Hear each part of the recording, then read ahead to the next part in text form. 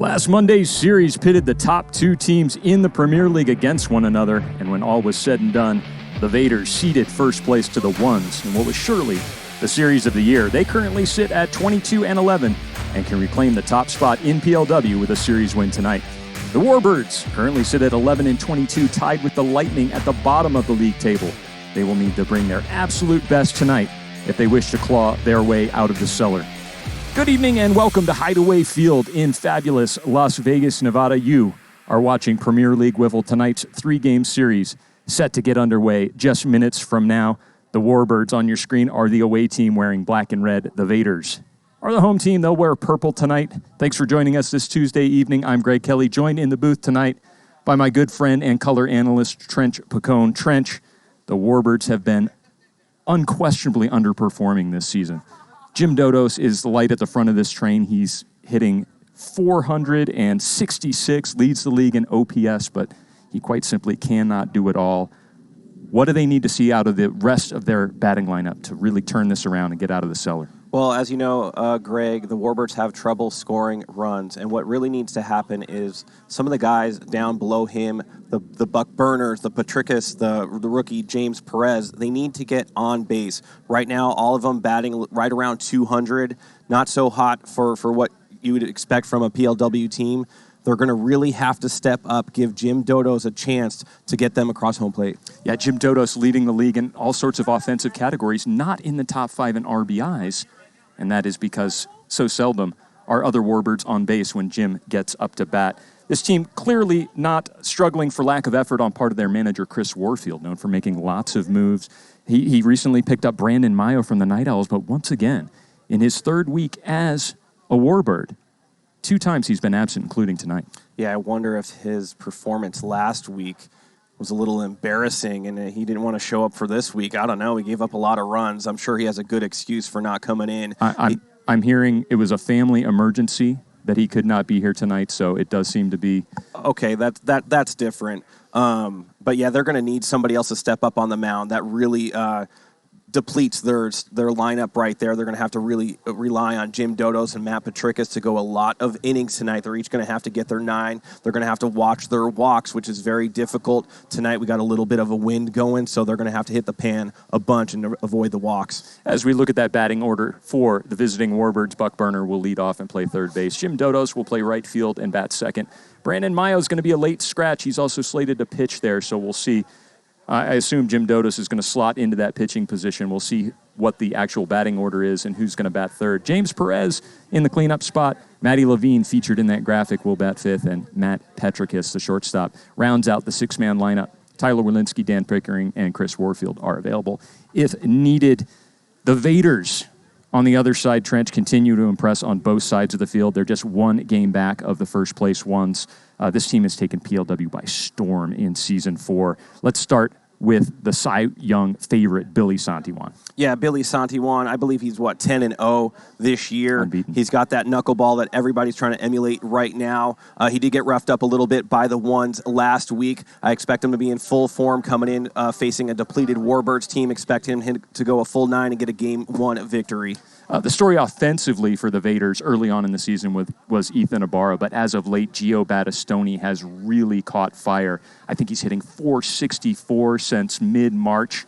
What do you see that's changed for Gio? He's making excellent contact with the ball every at-bat. Yeah, I've been talking about Gio for a long time now. I think just the experience of playing wiffle ball this season. He just came into form, started waiting on his pitches, but he's also a guy that could hit out of the strike zone as well. A lot of his home runs this year and hard hits are coming at balls that are not hitting the strike zone, and that's just good hitting right there, and he's really picking it up. We'll look out for Gio Battistoni tonight. He's tied with Ethan Ibarra for the team lead in batting average, batting .356, both of those guys.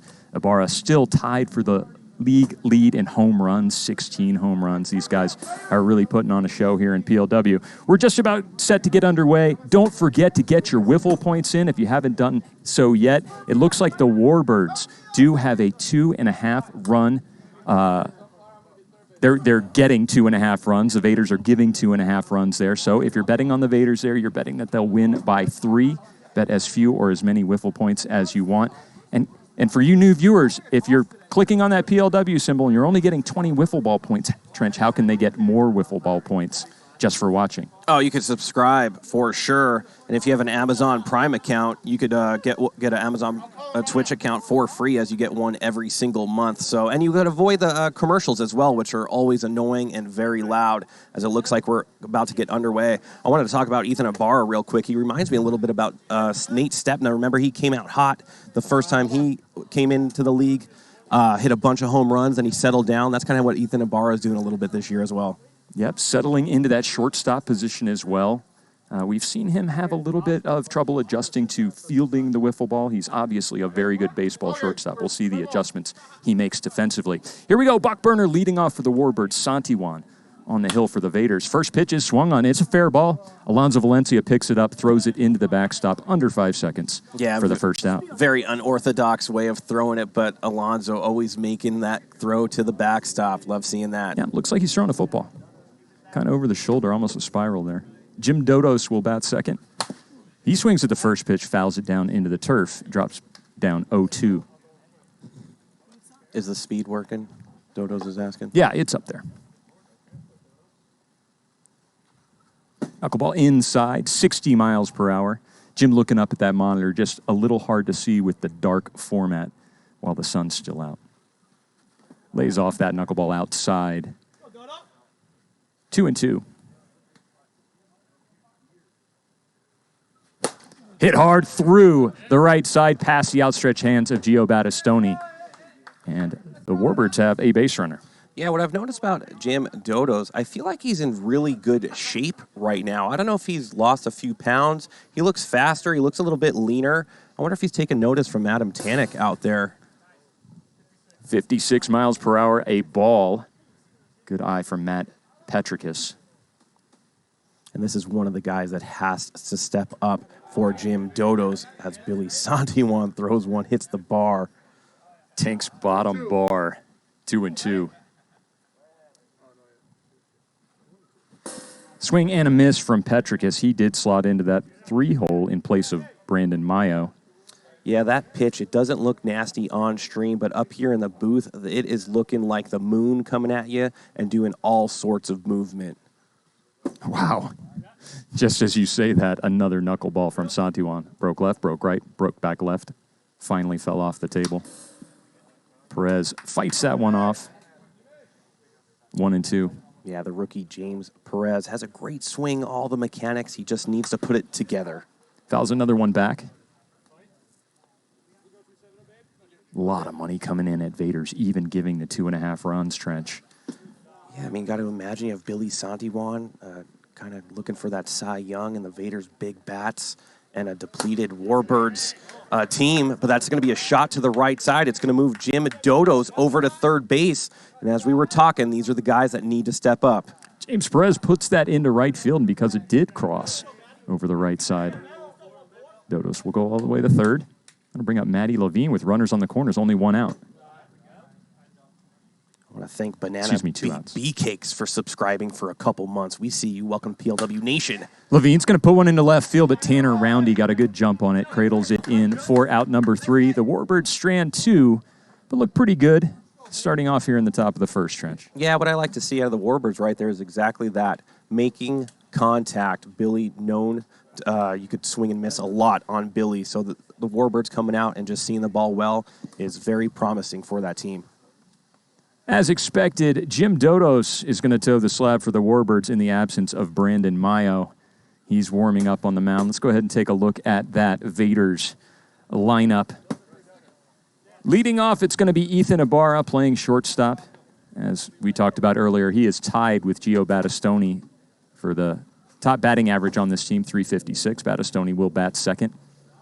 Kyle Etter will play left field and bat third. Tanner Roundy, we just saw over there in the outfield, will bat fourth. Alec Hutt, the DH, will bat fifth. Billy Santiwan rounds out the six-man lineup and is the starting pitcher. Substitutes include Alonzo Valencia, Nate Stepna, owner Cesai Alarcon, Jake Slusher, featured in that graphic, and Kenny Santiwan. Full contingent here for the Vaderz this afternoon. Yeah, one thing I'm watching as the Warbirds are kind of warming up, throwing to the backstop, a lot of air-mailed balls. That means the wind is blowing out. The RPM's going backwards, starts to sail on you. So watch out for quick plays that might turn into an easy error and then move over to second base if it's a single. Yeah, just a quick scan of the seats on top of the left field container. I see several wiffle balls sitting up there in the chair. Surely a product of some of the batting practice balls that were thrown out into those palms pregame. Let's see what Jim Dodos could do on the mound in good conditions. You never know. Remember last night, Ryan Chen, a perfect game. Wow. Kudos to him for doing that for the ones. Barra looks at the first pitch outside, ball 1-1-1.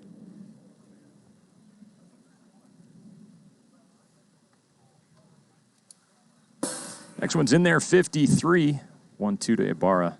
Yeah, Dodos has that sweeping curve, as we all know. Very difficult to come around on that one on the outside corner. He's going to drop down, go sidearm. Kind of a submarine screwball attempt. Misses outside. Evens the count.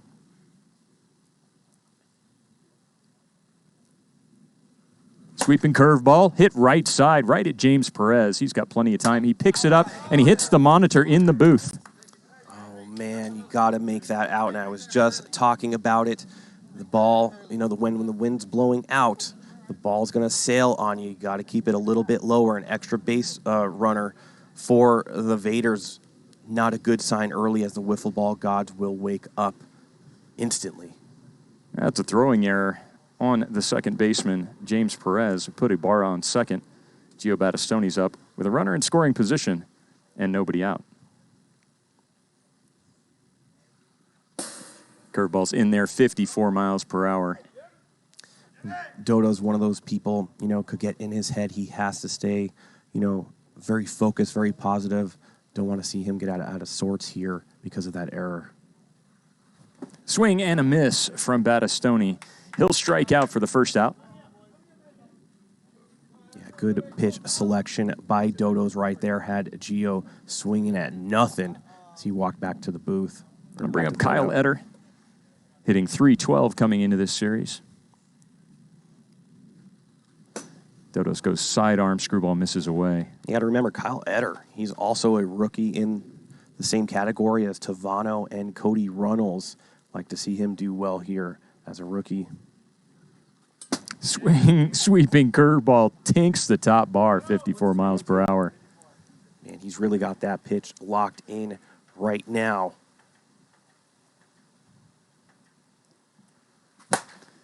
Right side through the infield, off the back wall.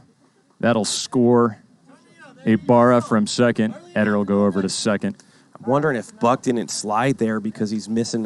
He had a skin graft from his shin or whatnot. Oh, yeah. You really have to dive onto the turf right there. Stop that from being a double, and immediately the wiffle ball gods score a run. And we do notice leggings on the shins and knees of Buck Burner after he lost a little bit of skin in his last outing. I'm going to bring up Roundy here.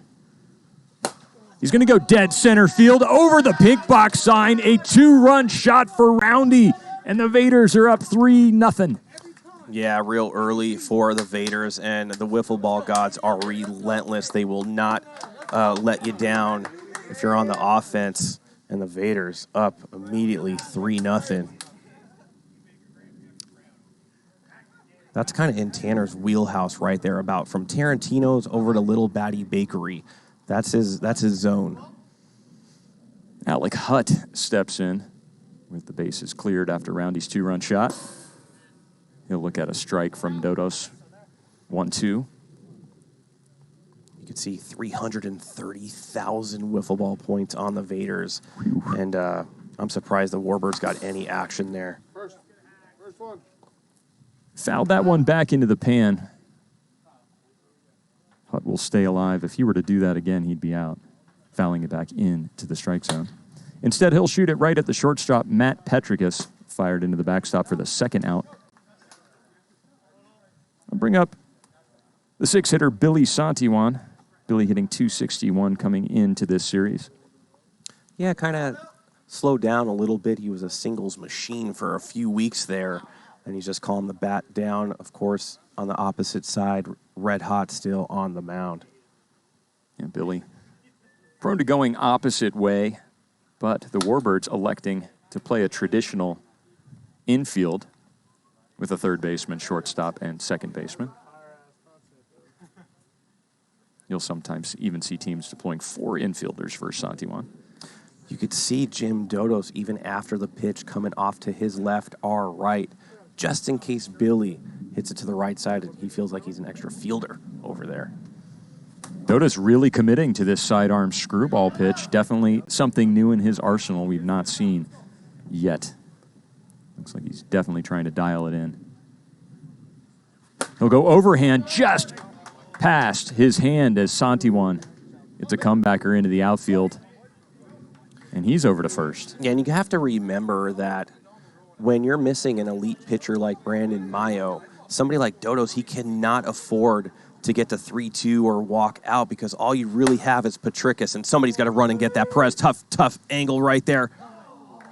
Bobbled once, twice, 3 times, and down into the turf in the outfield. It's a dirty single, Santiwan.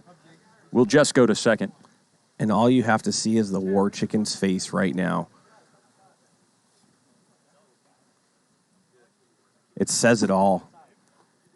Battistoni swings and misses at the first pitch. Falls behind 1-2. That's the posture of a team that only wins about 0.7 games a week. Yikes. Side arm, a little bit hot. 58 miles per hour. Yeah, good pitch by Dodos right there, trying to catch him inside with some heat. They have to get this out right here, limit the damage to 3. Sidearm again. Battistoni waves at it, fouls it back in to the backstop.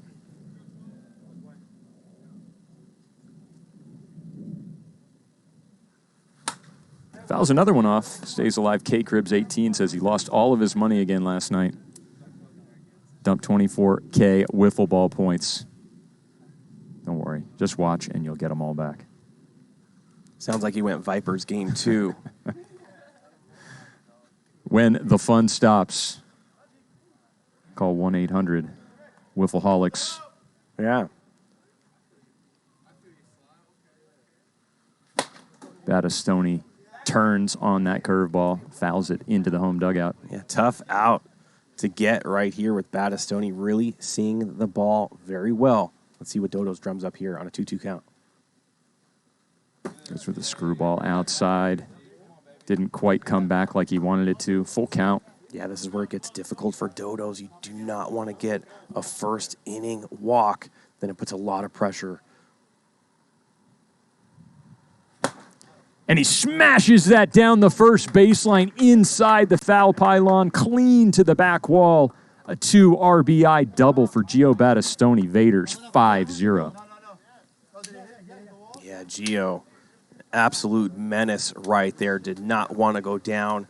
Goes down the line, scores a couple runs right there. The Vaderz all over the Warbirds early. Dodos misses down into the turf.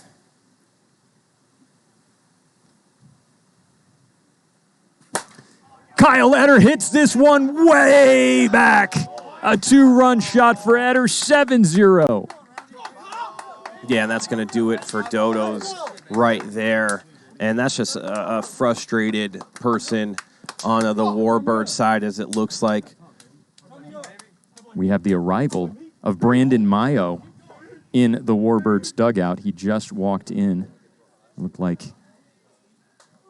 the emergency is good, so it's good to see Brandon Mayo here at the field, but it's going to be Buck Burner coming on a relief appearance as Jim Dodos gives up 7 runs here in the bottom of the first. Yeah, all started, with a James Perez error. That could have ended the inning probably a long time ago, but the wiffle ball gods are relentless. They're going to go to Buck Burner right here. I like the move. You're probably going to see him and Dan Pickering here the remaining of game number 1 if they do survive. The Vaderz end up scoring 10. Yeah. And then Billy does his thing. This game could be over after 3. Yeah, 2 different mercy rules here in PLW. Any team leading by 10 runs after 3 complete innings will end the game. The second mercy rule is a sudden death mercy rule, 15 runs. As long as you win by 2, 15 runs will end the game instantly, regardless of whether the inning is complete or not. I'm Greg Kelly alongside Trench McCone. You're watching game 1 of a 3-game series between the Warbirds and the Vaderz. Warbirds off to a huge hot start, 7-0. We're still in the bottom of the first. Buck Burner on in relief of Jim Dodos. Tanner Roundy steps into the box. His last at-bat in this inning, he hit a 2-run shot over the right field wall. He's going to hit another home run over the center field wall, a solo shot, 8-0. They are just all over the Warbirds right now, and pitching has always been a problem for the Warbirds. They do not have Peter Maccabee tonight either. They could really use him in this series, and right now the Vaderz are just pouring it on the Warbirds. Bring Alec Hutt. Grounded to short his last at-bat. You know, I wasn't going to have any hot cocoa tonight, Greg, but I think after this start, I'm going to need something to keep me going. We have a newly installed cooler up here in the booth, so let me reach down and supply you with a little needed beverage. That ball went way up. It was in foul territory, Trench, but it was well over the trees. The wind blew it back into fair territory, and Walensky makes the out in left field. Yeah, they put up a snowman on the Warbirds right there. Everybody was involved, I believe. Alec Hutt, the only guy not to get a hit for the team. He supplied 2 of the 3 outs this inning. Oh, don't want to be that guy for sure. Might be an insurmountable lead for the Warbirds to come back on, as Billy Santiwan, who I believe is leading the PLW in ERA right now, is going to be on the mound. And the Vaderz, that was just the first inning. I'd expect a lot more of the same. We did make it to the top of the second, Trench, and the top of the second is brought to you by Leilani Acuna, the official realtor of PLW. Whether you are buying or selling a home, you now have a realtor trusted by PLW players and family. You can connect with Leilani on Instagram at Leilani Acuna, as Billy Santiwan starts off the top of the second inning with a ball to Tyler Walensky.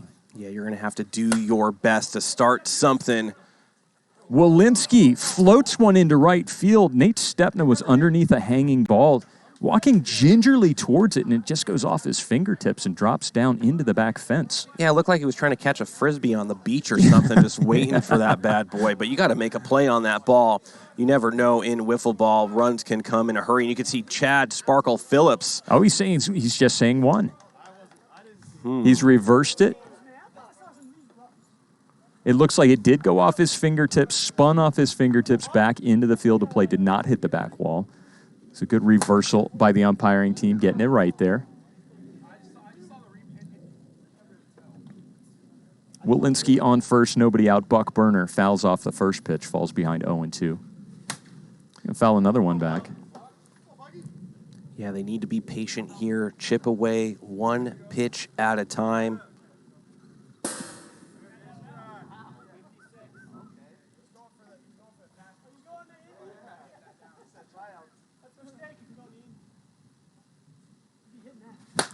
Shot through the 5-6 hole. Buck Burner tattooed that one. Warbirds got 2 guys aboard, nobody out. Yeah, I love that swing by Buck Burner. He's got a lot of power in that swing right there, as Jim Dodos is going to be up to bat right now, 2-on. 56 is a ball. Yeah, Burner, a lot better hitter than his .213 average would suggest. Just had a slow start here in Season 4. Definitely needs to get it going. It's a good start for him here in game number 1. 2-1 to Dodos. Knuckleball fouled back. Got first-time chat. Ace Rider, we see you. Welcome to PLW Nation as Billy throws a ball into the turf. It's going to fill up the count 3-2. Dodo's going to smash this one into the Garden of Serenity, Plinko style, a 3-run shot, and the Warbirds are on the board. Plinko style, I love it as it was coming down the tree, and Jim Dodo still just on a tear, and that's bad news for Billy Santiwan. I like this celebration. Jim Dodo shaking hands with every member of the Warbirds as he gets his team back into it. Remember Billy Santiwan and Tom Gannon both eyeing for that Cy Young. That's going to be a few more notches on Billy Santiwan's ERA.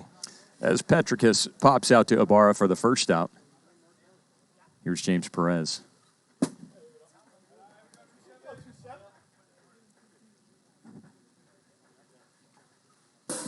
In there, 52. 1-2. He's really turned it around, Jim Dodo's, the last few series. Right field, Nate Stepna underneath this one for the second out. Bring up Matty Levine, flied out his last at-bat. Ball 1.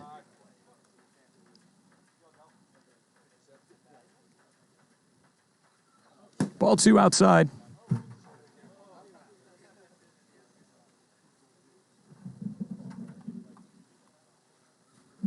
3-1 to Levine. Levine known to have some power. I wouldn't be surprised if something down the pipe he takes a swing, but that was outside bar. It's going to be 3-2. Yeah, Levine had the take sign there, getting Santiwan off the mound. A high priority for the Warbirds. Checks his swing. And it tinks. Wow, I thought it missed the strike zone completely. Look at this replay. Oh, my goodness. Checks his swing, lays off, but it does catch outside pipe. Santiwan strikes out Levine for the third out of the inning. Yeah, not after Jim Dodo's.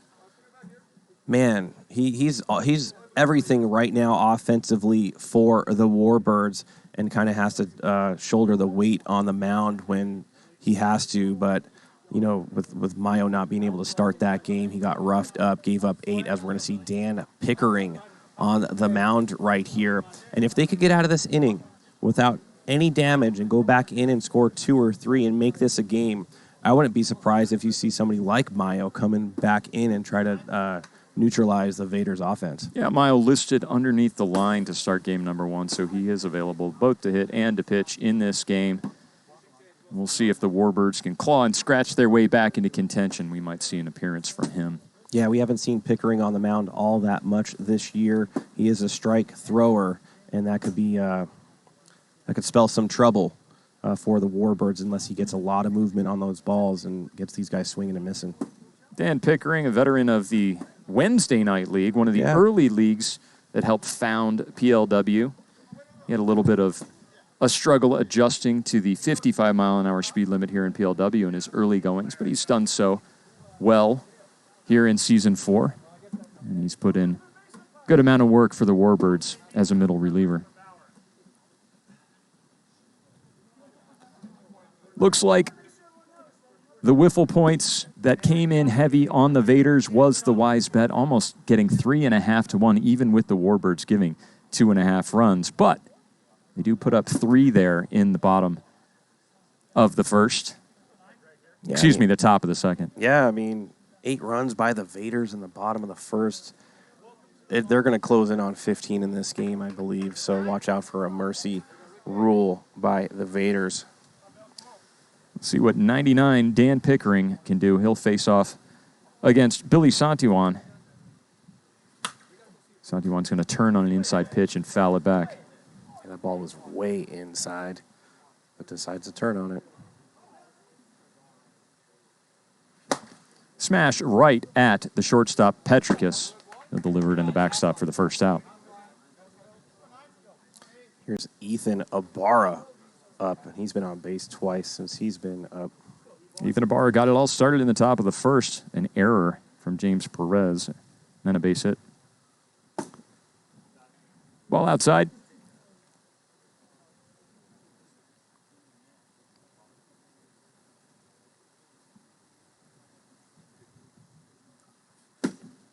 Behind the back of Ibarra. 2-1. Yeah, and Pickering has to be careful right here. He's going to try to go and hit this strike zone. Ibarra might plant it over that container. Right down the middle, Matty Levine. Kick save. Petrikis will put it into the TikTok phone. 2 errors. Ethan Ibarra has been on base, and he just missed that one from depositing it over the container. Should have been out, and he's going to go over to second base with that errant throw. And it's amazing, GK, that we have this huge backstop, and it still is difficult sometimes for these guys to hit it.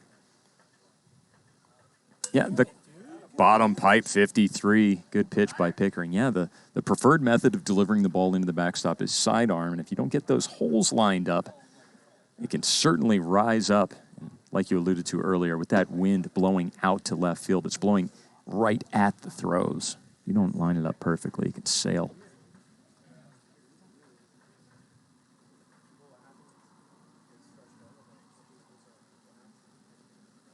Battistoni will lay off that one to even the count 2-2.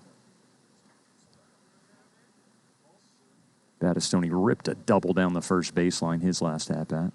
Yeah, he really has been roping it down that right side. He's going to foul this one down the third baseline. It'll stay foul. William Goat, first time chat. Welcome to Premier League Wiffle. You're part of PLW Nation right now. A community that's been around for a couple years and keeps on growing. Battistoni's going to... That's a fair ball. Buck Burner touches that one in fair territory, picks it up in foul territory, and delivers it home for the second out of the inning. These lefties, man, I tell you, they'll spin that ball foul, and it goes straight into fair territory on that first base side. Popped up. Buck Burner will make the second and not the third out. Oh, no. He might have had time to try to go home, but he didn't even attempt it. Curse the broadcaster. I'm telling everybody home he's about to make the third out. Just like that. Have to grab that ball. You're grabbing it bare hands. Brad Ogden did that on the Legends last week. You got to surround your boy no matter how good they are, because things like that happen. And Tanner Roundy, who put one over the fence last time, is up to bat once more. Yep. Always be ready for the carom off the hands. Runner on third, 2 outs. Tanner Roundy at the plate. He's going to hit a triple into the left field container. That'll score Ibarra on third. It'll score Eder all the way from first. Put 2 more up for the Vaderz. I wonder if the Wiffle gods up there just look down and smirk like they know that something bad is going to happen. Instead of getting out of that inning, not giving up any runs, now it's 2 more for the Vaderz as Alec Hutt up to bat right now. And the War Chicken looks like he's... Pained me to watch that. Yeah. Alec Hutt, the only Vader to not yet get a hit here in this early game one. Yeah, it's only the second inning. But his third at-bat. He's going to foul this one. The Wiffle gods still undefeated, Greg Kelly, for eons of wiffle ball since the inception. They are just still undefeated.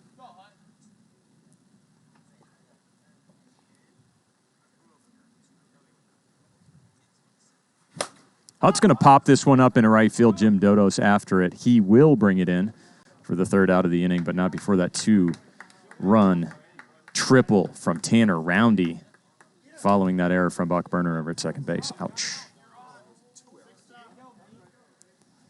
That'll bring us into the top of the third inning. I want to take a second to talk to everybody who's watching on TikTok, Trench. Yeah, make it happen, GK. TikTok. Love you being there. If you want to watch for about 5 seconds, TikTok's the way to do it. If you want to catch the entire game, follow that link that is right there on the field, twitch.tv/Premier Wiffle. Come on over here. You're going to get live commentary. You're going to be able to chat with your friends in the chat. You're going to be able to watch multiple camera angles, see a widescreen, full television production. And when you get over here from TikTok, tell us that you came from TikTok. And then once you love it, which you absolutely will, go back over to TikTok and tell everybody else to get over here. Yeah, there hasn't been a time somebody's come over to Twitch and was like, I'm going to go back to TikTok. Somebody has said it as like a joke. Yeah, and an unfunny one. Yeah, that's a good move right here. They're going to put Kyle Etter on the mound. When you're able to pull your starter, Billy Santiwan, after 2 innings and keep him with another few innings to go because you have such a good lead and you can bring someone like Kyle Etter on the mound, that is a good sign for the Vaderz because they'll be able to either bring him back in game 2 whenever after the pitcher, if he's not doing so hot, he could come in real early. Tyler Walensky will face Kyle Etter here in the top of the 3rd. And watch the first pitch in there, 49. You know, Kyle Etter, he gets pumped up when he's on the mound. And listen, doesn't matter if you pitch an inning a year or 100 innings, it's intense up there. He's going to do a little Hideo Nomo there. Turns his back to Walensky before delivering the next pitch. Walensky fouls it back.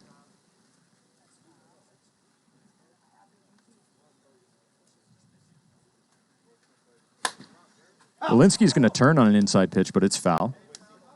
He's kind of got that slurve going. Almost reminds me of a Petricus pitch that drops a little bit late. We'll see how that holds up against Tyler Walensky here with the 0-2 count. If you're wondering why the timer was still running there, I looked over and lead umpire Chad Phillips was texting in the middle of an at-bat. And we're gonna talk to Chad about how important it is to keep the timer running.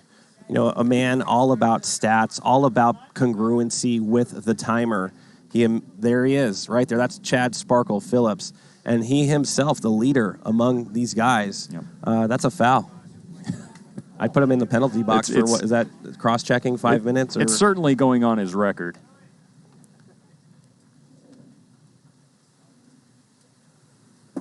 Inside to Walensky. He'll trot over to first.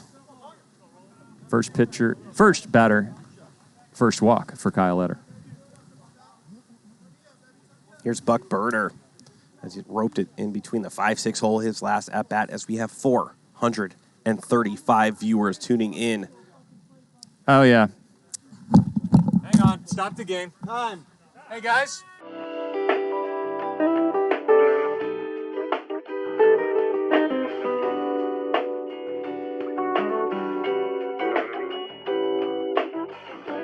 It's not to be near the power. You know what, Chad, you're lucky the power went out because we'd still be talking about you. I wouldn't be surprised if you just told somebody to pull the plug to get the heat off you. That one pitch could have been costly. It wasn't even in play. But you didn't know that. Are we live?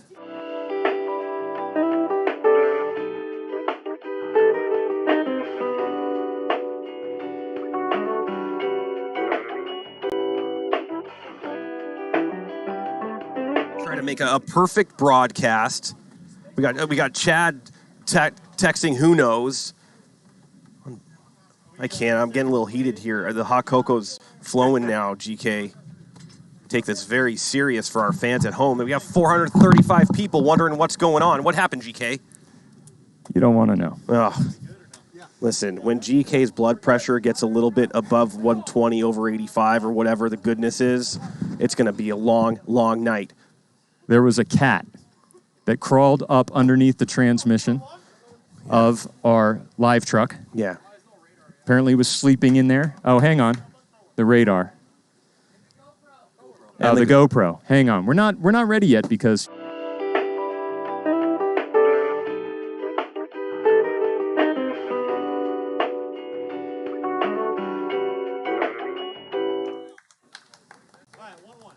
you got a GoPro, Tom? I want to get these two guys at the commentating booth heated up at the same moment. Yeah, I can't do the GoPro unless I see it. Oh, hang on.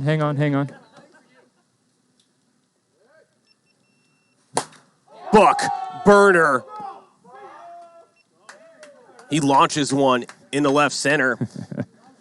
And the Warbirds tack on 2 more. If Buck would have just caught that ball, oh man, instead of 8-3, it's 8-5. Yeah, but you know what they say, Trench? It's the butterfly effect, because if Buck drops that, does he have the same approach in this it's at gonna bat? Be a dribbler to the pitcher or something like that. Everything changes everything. So, technical difficulties again. We're having so much fun in this stream. But the Warbirds are going to want us to keep it going. It seems that every time that the power goes out, Buck Burner hits a home run. Argue with that if you can. Yeah, speaking of home runs, Jim Dodos up to bat right now. All right, I'm catching up. 2-run shot, everything's on. Looks like we have a poll up. I don't know what it says. Something about a delay and sparkles. Inside pitch. Dodos raises his arms to get out of the way of it. Down below, if you could open up that poll, I can read it. You know, when you were down there, GK, I was saying that it wouldn't surprise me if Sparkles had somebody pull the plug to get the heat off him for that foul he made earlier while he was texting during a game. Yep. Oh, the plug got pulled. I'm sad to say that's exactly what happened. 57 miles per hour is the ball. That's Kyle Etter's second walk. He is out of the game. He'll walk back to the dugout as Jim Dodos will walk over to first base. Looks like they're going to bring Santiwan back in. You know, Kyle Etter, he had a first pitch strike, kind of gave me those eyes of like, I'm about to deal. And since then, his demeanor has gone south. Yeah, it's not easy. Pitching a wiffle ball, having command of it, throwing strikes when you want to, much easier said than done. The All-American, Matt Patricus, up to bat right now. Runner on, nobody out. The Warbirds down by 5. Foul ball down the third baseline. Well, we've had it all here in the first inning, Trench. In the first game, rather. Are you going after another hot cocoa, Greg? After that. Yeah, I don't know. We got to settle you down. 1-2 count. Billy in his windup. Patricus goes down swinging for the first out here in the top of the third. I'll bring up James Perez. Nobody on. 1 out. Is this delay Sparkle's fault? Definitely yes, says 86% of PLW Nation. Chad will take it on the shoulders. Swing and a miss from Perez. 1-2.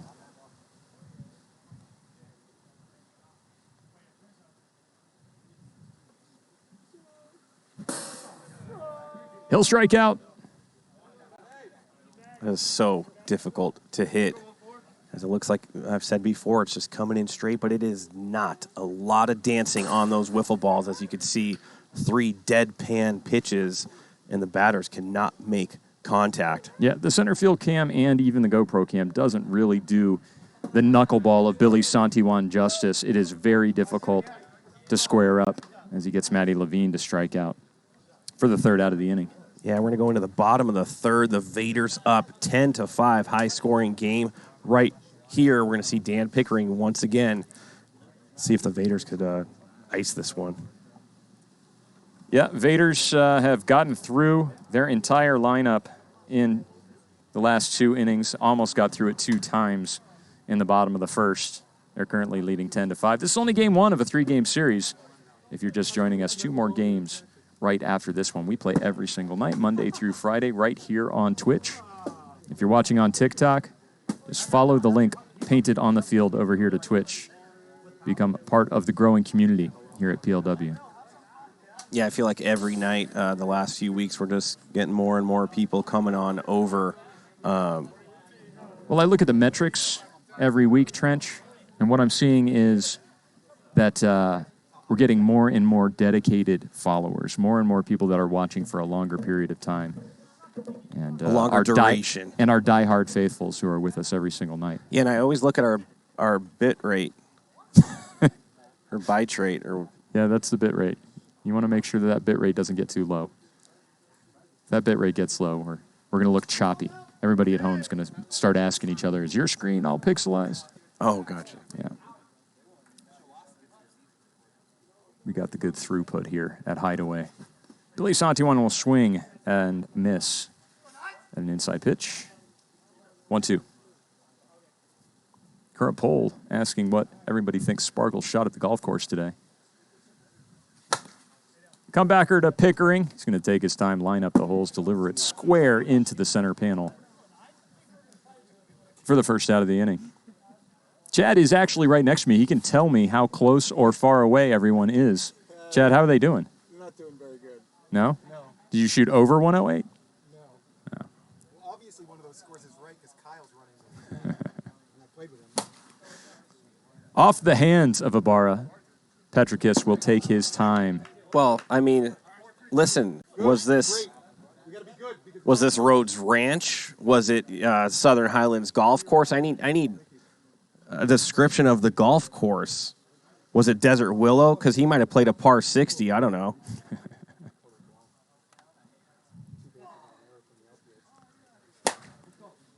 Gio's going to turn on an inside pitch, but he's going to lace it foul down the first baseline. Dim's first time chat viewer. Want to welcome you to PLW Nation. Let us know what you think about our production here on Twitch. Yeah, but I'm going to get it before I start. Okay, that's enough, Chad. Fouled off. Trent, you ever notice What? somehow every broadcast somehow becomes about Chad? At some point in the broadcast, the attention will shift to old Sparkles. Oh, my God. Could you imagine before he got out of school in 6th grade, the type of student he must have been? Wow, 56 miles per hour. Gio Battistoni mumbling a little something to himself before he read the speed of that pitch.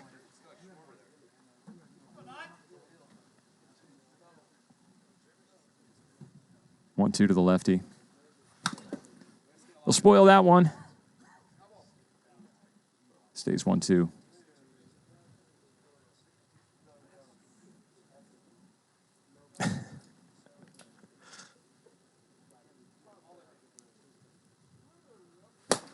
Shot down the first baseline. Buck Burner positioned well, knocks it down, picks it up, puts it into the backstop for the third out of the inning. Yeah, that's what I like to see out of the Warbirds right there. Coming right back. They did have that bad first inning. Since then, only given up 2, and those 2 shouldn't even have counted, as Buck should have caught that. So we could see if they could get something going with their bats right here. Of course, they're going against, Cy Young Award leader Billy Santiwan. Tom Gannon closely behind in tow. They're just, they're going heads up this rest of the way here. Yeah, Santiwan leading the league in ERA, leading the league in wins. He's undefeated so far. Certainly the favorite for the Cy Young. If he keeps it up like this, he'll be a shoo-in. Tyler Walensky is going to lead off for the Warbirds. Santiwan back up on the hill for the Vaders. Here in the top of the 4th. Swing and a miss from Tyler. Let me ask you a question, Greg, as I don't know the full description of how a win would work. But if he pitched 2 innings, then came out for 1 and came back in, is that still a win for him? Or we're going to have to ask old Sparkles on that one. If Billy Santiwan can get the win in this game after coming back in. He is the eligible winner right now, but he's not qualified because he does not have 9 outs. He has to get 9 outs to qualify. Gotcha. They can be at any point in the game. At any point in the game, 9 outs. Knuckleball high is fouled back into the pan by Burner. I'm curious to know if Billy knows that. If there was a point in time where if Eder didn't walk out and he was pitching well, would he have come back in the game to get the win? Yeah, I don't know. I think he's just thinking team first. Yeah, Let's me do too. what's best for the Vaders in this situation. Tried Eder, wanted to see if he can get us an inning or 2. Unable to. And just come back in and shut it down. Secure the win. Buck Burner strikes out for the 2nd out of the inning. That'll bring up Jim Dodos.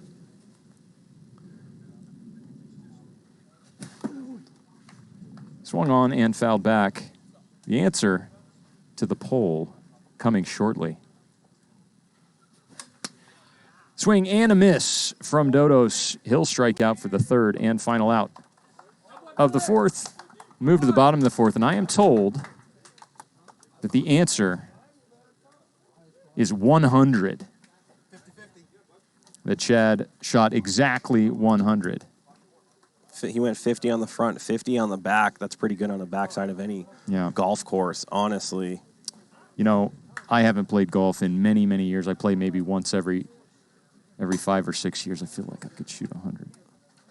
I don't know, man. It depends on where you're playing. I don't play golf because I'm left-handed, and they don't have any left-handed clubs anytime I've walked into a store or whatever. You ever just try turning them upside down? I have before. Yeah. It's not a good look. Yeah, it doesn't work quite the same. But I do love watching every once in a while. It's a very serious sport, I know, for some of these guys, and it takes a lot of effort. To me, it's the only true sport, and here's why. It's because you're going against nobody else is determining what the outcome is going to be other than yourself. You're not kicking a ball to someone. You're not pitching to someone. You're It's not just lobbing you and to you someone. alone out there. It's the only true sport. And what else would there be? Though you feel like there's more people as much as you talk to yourself on the golf course. That ball's just sitting there. Got some people telling me I look green in the webcam. Yeah, we've had that before. I don't want to look green. My shirt is green. My face should not be. Yeah, there's only one green I like in my life. And I definitely don't want to look green, though. This is green. This should not be green. We got a little button. I put a little button in there, Trench. Like you can just hit this button, and when the camera's up, it'll like change the color. I wonder if I need to adjust the button. Okay, bowling. Glenn Meadows is right. Bowling is also a true sport. Yeah. Tennis, singles tennis, same thing. It's just you and you alone out there. Yeah, but somebody's hitting it back to you. Oh, I see. You know what I'm saying? Yeah, it's you versus another human, Like not an inanimate object like Yeah. the golf ball or the bowling pins. In the meantime, we do have a wiffle ball game going here. There is one out here in the bottom of the fourth. Vaderz remain up 10-5. Tanner Roundy at the plate. I like what I'm seeing out of Dan Pickering right now.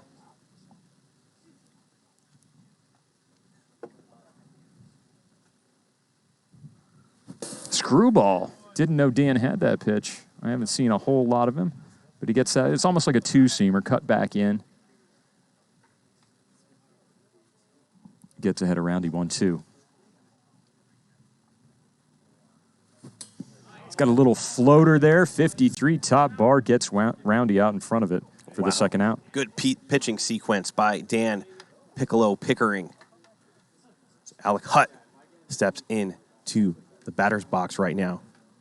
Hutt looking for his first out. First hit, rather.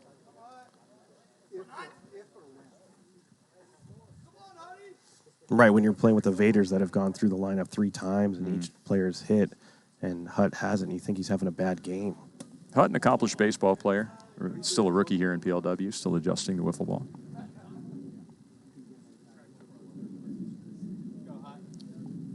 Wide opinion is that he will make the adjustments necessary. I'll lay off that high pitch.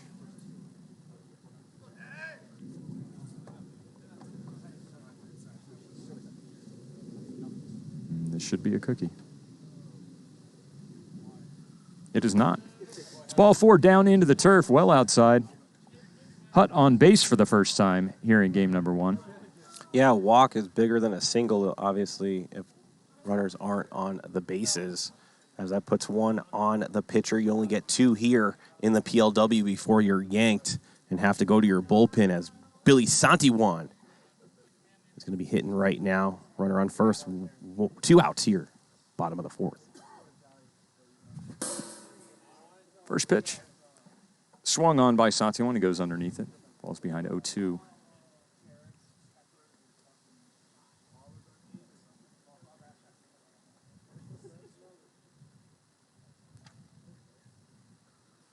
Pitch inside, laid off by Santiwan. 1-2.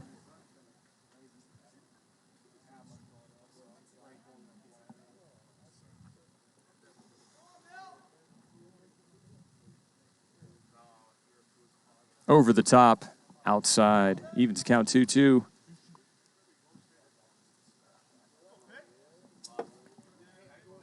Alec Hutt stands by first base.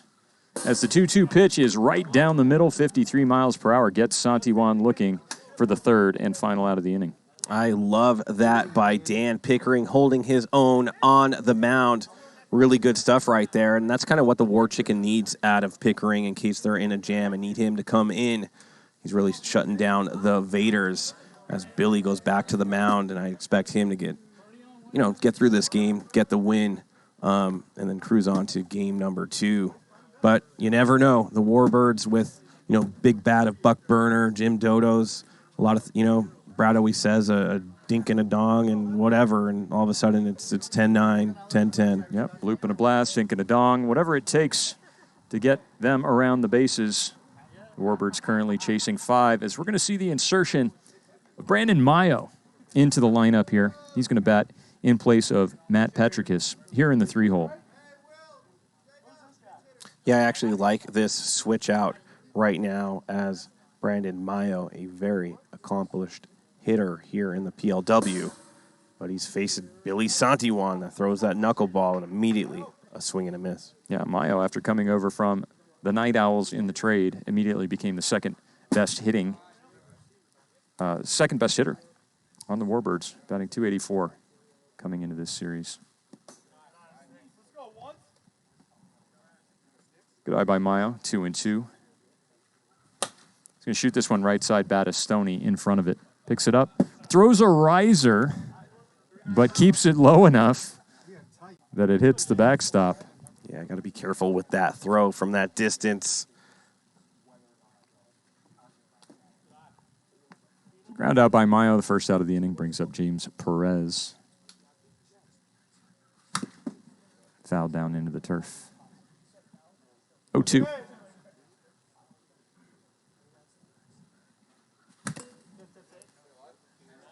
Another one. Fouled down, stays 0-2. Yeah, Billy really good about switching up speeds. Could go from 59 to 52. He's got Gio once again throwing a ball into the backstop for out number 2. Doesn't have a huge arsenal of pitches like other people in the PLW. Relies solely on that knuckleball. But it's just the placement and how fast it's coming in that determines how good he's going to be at that at bat. Yeah, he mixes in a slider every once in a while, but I would say it's 95% knuckleballs. And why not? Look how difficult these players in the batter's box are having with it. And Matty Levine strikes out. Can't square one up. And the Warbirds go down 1-2-3 in the top of the 5th. Billy Santiwan started this game. They built up a big lead. They brought in Kyle Letter. Gave up a couple of walks. Santiwan came right back in. Got right back to business of shutting down these Warbirds. I wonder if you took the total amount of innings, say we'll just say 50 innings, say it was Tom, Billy, Mayo, and Briner. I feel like Billy probably has the quickest work. He goes out there, and a minute and a half later, he's back in the dugout. Yeah. And believe it or not, he's actually slowed down how fast he works out on the mound. He used to be pitching with almost no windup to speak of. He gets the ball from the dugout and just throws it in there. He almost didn't even care where his foot was, whether it was on the rubber or not. Yeah, Purdy is one of those guys as well. If he's dealing, very, very quick innings, as he has a lightning quick step on the mound as well. Yeah, Jake Purdy, ace for the Lightning, does in fact usually throw it without any sort of distinct windup at all. He's just standing there. Next thing you know, the ball's coming in.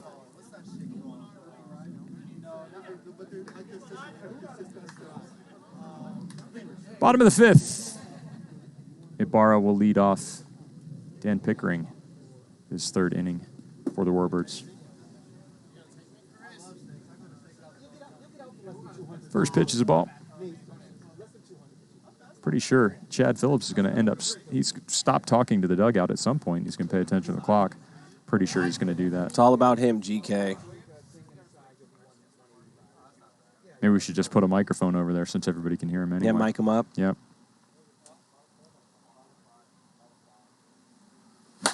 Hit a mile in the air. It's not coming back. Ethan Ibarra with an absolute moonshot. 11-5. Man, that was a mile in the air.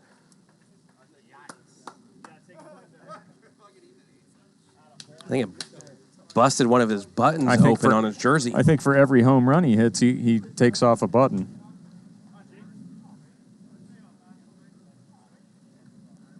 Strip wiffle. Ibarra extends the lead for the Vaderz, 11-5. Still nobody out for Gio Battistoni. Gio's been hitting the ball hard, but he's grounded out his last 2 times. Buck Burner playing right up against that first baseline. Gio's going to extend this time, go the other way, but he's going to pop it up to the shortstop, Matty Levine, for the first out.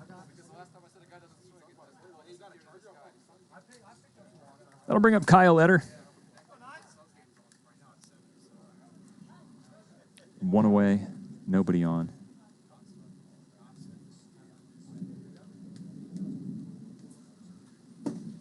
Curveball outside for ball one.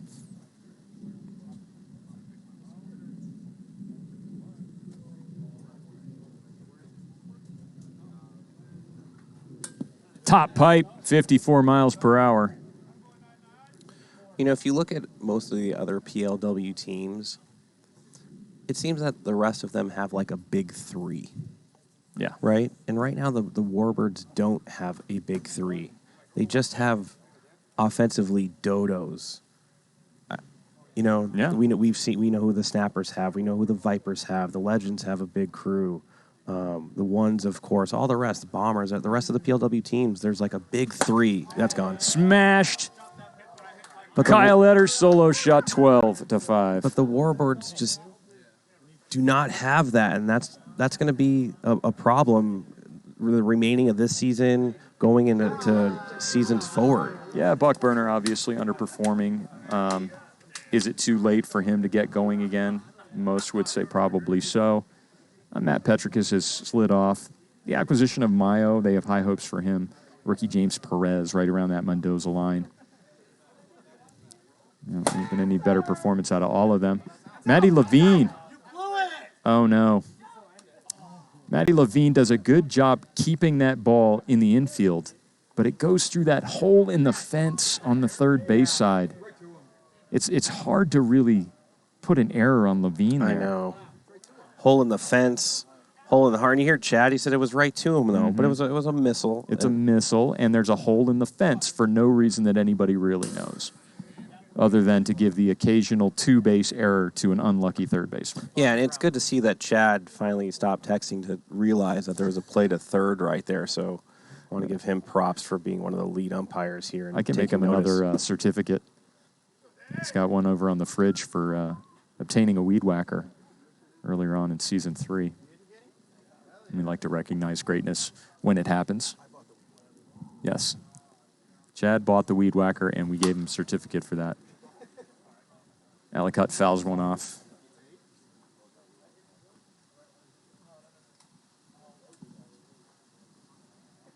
Look at that. Anonymous. Just bought a hoodie from the Ones. And I think after last night's performance, you should wear it proudly wherever you're from. Oh, yeah. Perfect game from Ryan Chen. The Ones really making their mark here on the league. Jumping back out into first place after taking 2 of 3 from the Sand Vipers. Alec Hutt's going to wait on that one, but he's still early. Smashes it down the third baseline. It seems to be the usual adjustment that needs to be made for baseball players. It's just waiting another few milliseconds for that ball to travel. Yeah, I mean, even the veterans have trouble maintaining that mentality, as you could see it from the top hitters in the league. Still will roll it over. Don't wait for it to get deep in the zone. Dan Pickering's got a little bit of a problem with pocket radar on that pitch. Thought that he had Hutt frozen. But pocket radar, no. I believe it's 2-2. 2-2. Definitely 2-2. Into the back of Hutt, it is now a full count.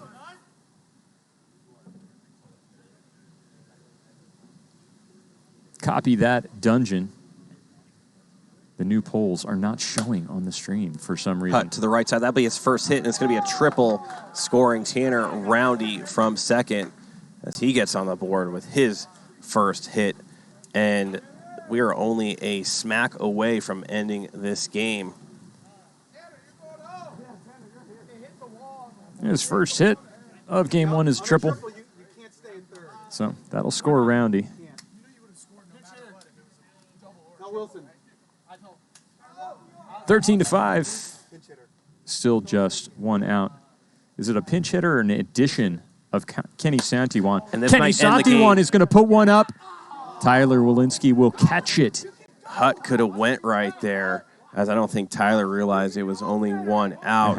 And you could hear the Vaderz dugout screaming at Alec, saying, did you really play some high-level baseball? Yeah.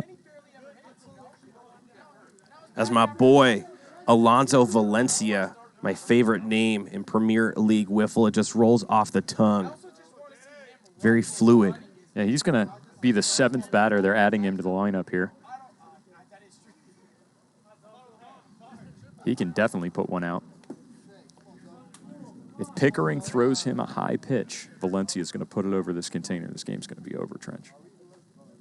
Let's see if he knows his scouting report. Over the left field container. No! Tyler Walensky robs him for the 3rd out. He gave that little Air Jordan split leg move. Watch this. Like, he could definitely dunk That was a headed fastball. out. What a play by Walensky to keep the game alive. That would have been the 15-run mercy rule, but instead we'll go to a 6th inning. Yeah, he looked like that NFL guy, Odell Brickham Jr., with a catch like that. Yeah, Odell Brickham. That was the guy. I want to apologize to all those in the chat. We're unable to see the polls that are getting put up, so have fun amongst yourselves with those polls. We'll be unable to interact with you for the rest of the broadcast. A little bit of a glitch there. A glitch in the system. Yeah.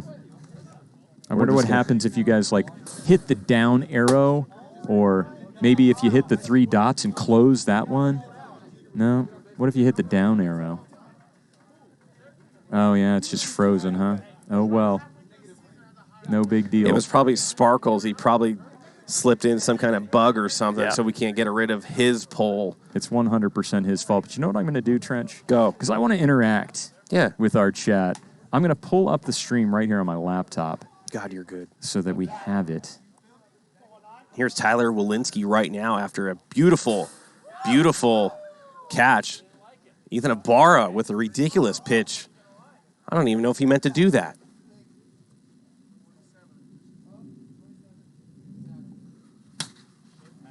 Fouls another one back.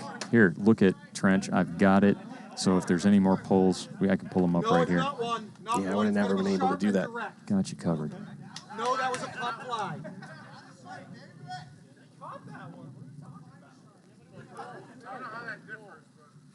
Walensky fouls another one off.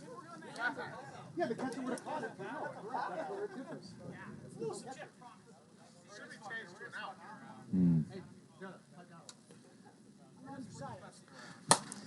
That might Fly go. ball, center field, stepping up back.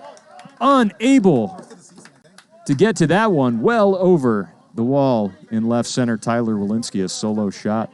Now, GK, I know you were the first person in PLW history to eject a person out of Hideaway Field owner, Sasai. Yeah. Is there a chance, or is it even possible that you could eject one of the stream team members? Wow. If I feel like somebody is not performing? Not performing. If I feel like we'd be better off with that position vacant. Yeah.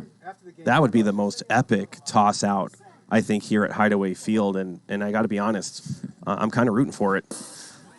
Curveball. Some late movement by Ibarra gets Buck Burner to swing underneath it. 1-2. It's going to go 55. Buck Burner will swing and miss. Ibarra strikes him out. He's feeling it. I think him and Kyle Eder are going to have some fun taunting words to each other, as Ibarra is doing just a little bit better than Eder's doing. I have a prediction. Go. Jim Dodos is going to hit this ball extremely hard. Yeah, if he throws it to the pan. Nah, he does not. Something like that, and it's going to go for a ride. And look at the people in the chat, GK. You're gone. You're out of here. Swing and a miss. 44 miles per hour. Ibarra slows it down.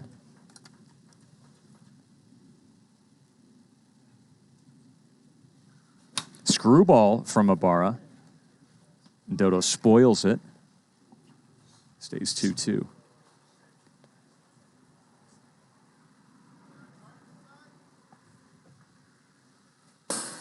.58 miles per hour is a ball, full count to Dodos.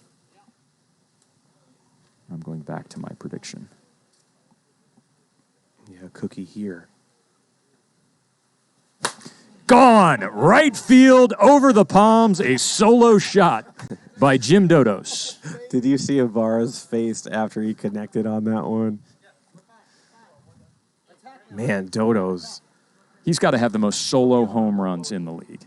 Oh, without a doubt he does. How many home runs does he have? That's about probably how many RBIs he has.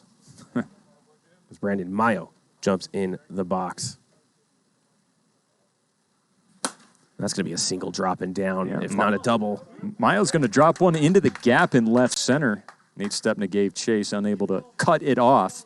Does make it to the back wall, and Brandon Mayo's aboard with a double. Still just one out. Jim Dodos coming into this series had 31 RBIs, 16 home runs. Oh, man. He's had 2 home runs tonight. So let's make that 18 home runs. I believe that gives him the league lead. As James Perez laces one up the middle, and I believe it makes it clean to the back wall. And that's going to do it for Ibarra, as it looks like Sasai is going to look to himself. He's just going to give himself a short leash, I'm sure, with a 6-run lead. They only need 2 outs. If it did happen to get to like a 13-10, 13-11 game, I wouldn't be surprised to see Billy Santiwan come back and ice this game. Yeah, they're really going to want to try to save those innings as much as they can, preserve the precious innings of Billy Santiwan. Sasai Alarcon, the owner of this Vaderz team. He's going to feature a knuckleball of his own. Might not be as devastating or have the ability to change speeds quite as much as Santiwan. Also mix a slider in there from time to time. You know, if Sasai happens to walk 2 bases loaded, this could be interesting with that point spread. Slider outside, 54 miles per hour. Remember, he has to face 3 batters, and 2 of those could be walks if he doesn't hit the pan. Matty Levine fouls that one straight back. 1-2. Runner on second, 1 out. Needed Right that one. To Eder. Throws a riser, but it stays below the top bar for the second out. You can see the people at home sweating a little bit as a point spread in full effect right here. Yep. That was a big out by Sasai, not being a walk.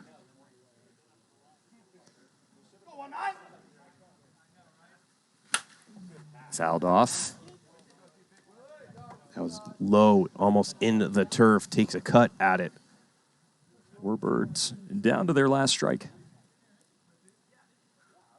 Swing and a miss, and that's the ball game.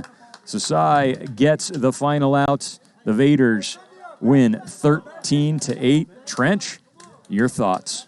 Yeah, I mean, it's exactly what I thought was going to happen. It was a rough inning for Jim Dodos in the first. Other than that, you know, a few shots here and there. They kind of held their own. Jim Dodos, I believe, probably went like 4 for 6 or 5 or something like. What did he do to this game? Jim Dodos had a base hit, a 3-run home run, a walk, a strikeout, and a solo shot. Yeah, so he was kind of the engine for the Warbirds once again. The story that we are so used to when we watch this Warbird squad. Of course, the other story for the Warbirds in this game is 4 errors recorded here. Of course, that big error to start off the game, the error by Buck Burner, both of them capitalized upon. Just wondering how things might have turned out if they were able to tighten up their defense a little bit. Yeah, what it does, it sets the tone for your team. Immediately you start with errors. They're very contagious. You have a team that capitalizes on errors, especially when the wiffle ball gods wake up. But we're going to see if they could turn it around in game number 2, coming shortly, 20 seconds.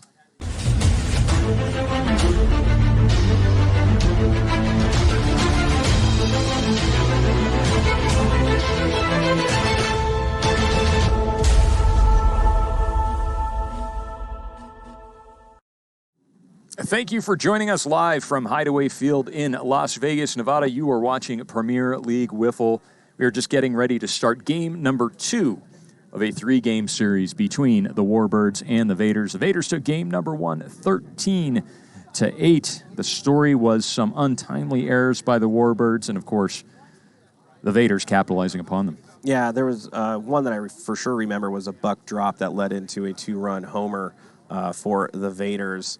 And, way back in the day, my old skipper, Adam Tannick, when I first started playing wiffle ball, I thought it was all about offense. And it's not. It's all about who has the better defense. You have to play a flawless game against these elite teams to win the series. And if you're going to make some mistakes, you're going to pay for them instantly. It looks like Tanner Roundy will get the start for the Vaderz here in game number 2. I'm going to look down to the dugout and try to get the starter for the Warbirds. I assume it's probably going to be Mayo. Hey, Mayo, you starting? Brandon Mayo will start for the Warbirds here in game number 2, so we're going to go ahead and we're going to get those wiffle points in. Looks like we need to change the title there on the prediction, guys, down below. If you're able to stop, I don't know if you can. It says who will win game 1, but it's obviously game number 2. The spread has been increased. It's 4.5 now. The Vaderz are laying 4.5. Wow, runs. Brandon Mayo, one of the best pitchers in the league. He did have a rough start last time he came out on the mound. I'm wondering if there's a little bit of pressure on him to perform. He was, involved in that big trade. And when you get traded from one team to the other, there's instant pressure on you to perform. And we'll see if he can handle that pressure. Yeah, with Mayo on the bump, I'm going to call that 4.5 runs a little bit wide. If you like wiffle ball points, I like wiffle ball points. My money would be on the Warbirds with that kind of spread. Yeah, I mean, you could put a run or two down for Jim Dodos himself, I believe. But Tanner Roundy, he's been coming around the last couple weeks. He did have a little bit of the yips, not finishing innings at all.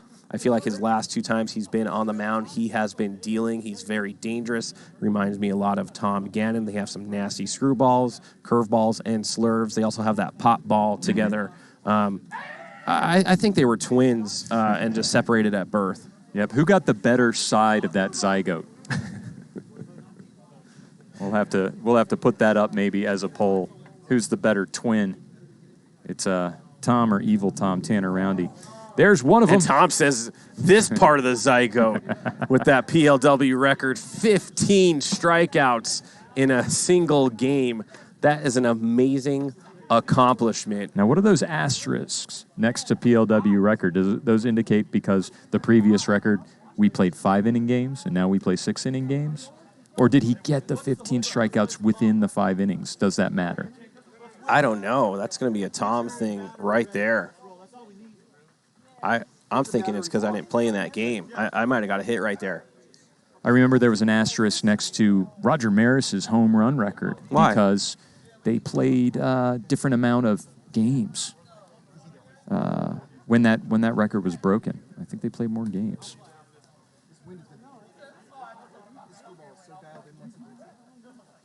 TikTokers, there's a whole bunch of you watching. There's 3,000 of you watching on TikTok. You get to see a lot of the sky, a lot of home plate, very little of the players. If you want to see close-ups, if you want to see reactions from players after they make a hit, if you want to hear live commentary, bet and redeem wiffle points, get over to Twitch.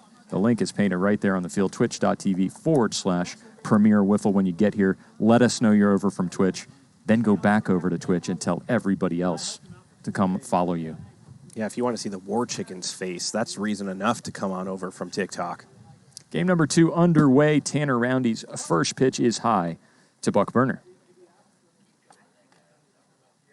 Let's see if Tanner could stay in the game right here. And that's one of those pitches. He has that curve. It looks like it's coming in hot. Dumps in at 51. Perfect speed. Screwball. Buck Burner puts it right up the middle off the pocket radar sign for a leadoff double.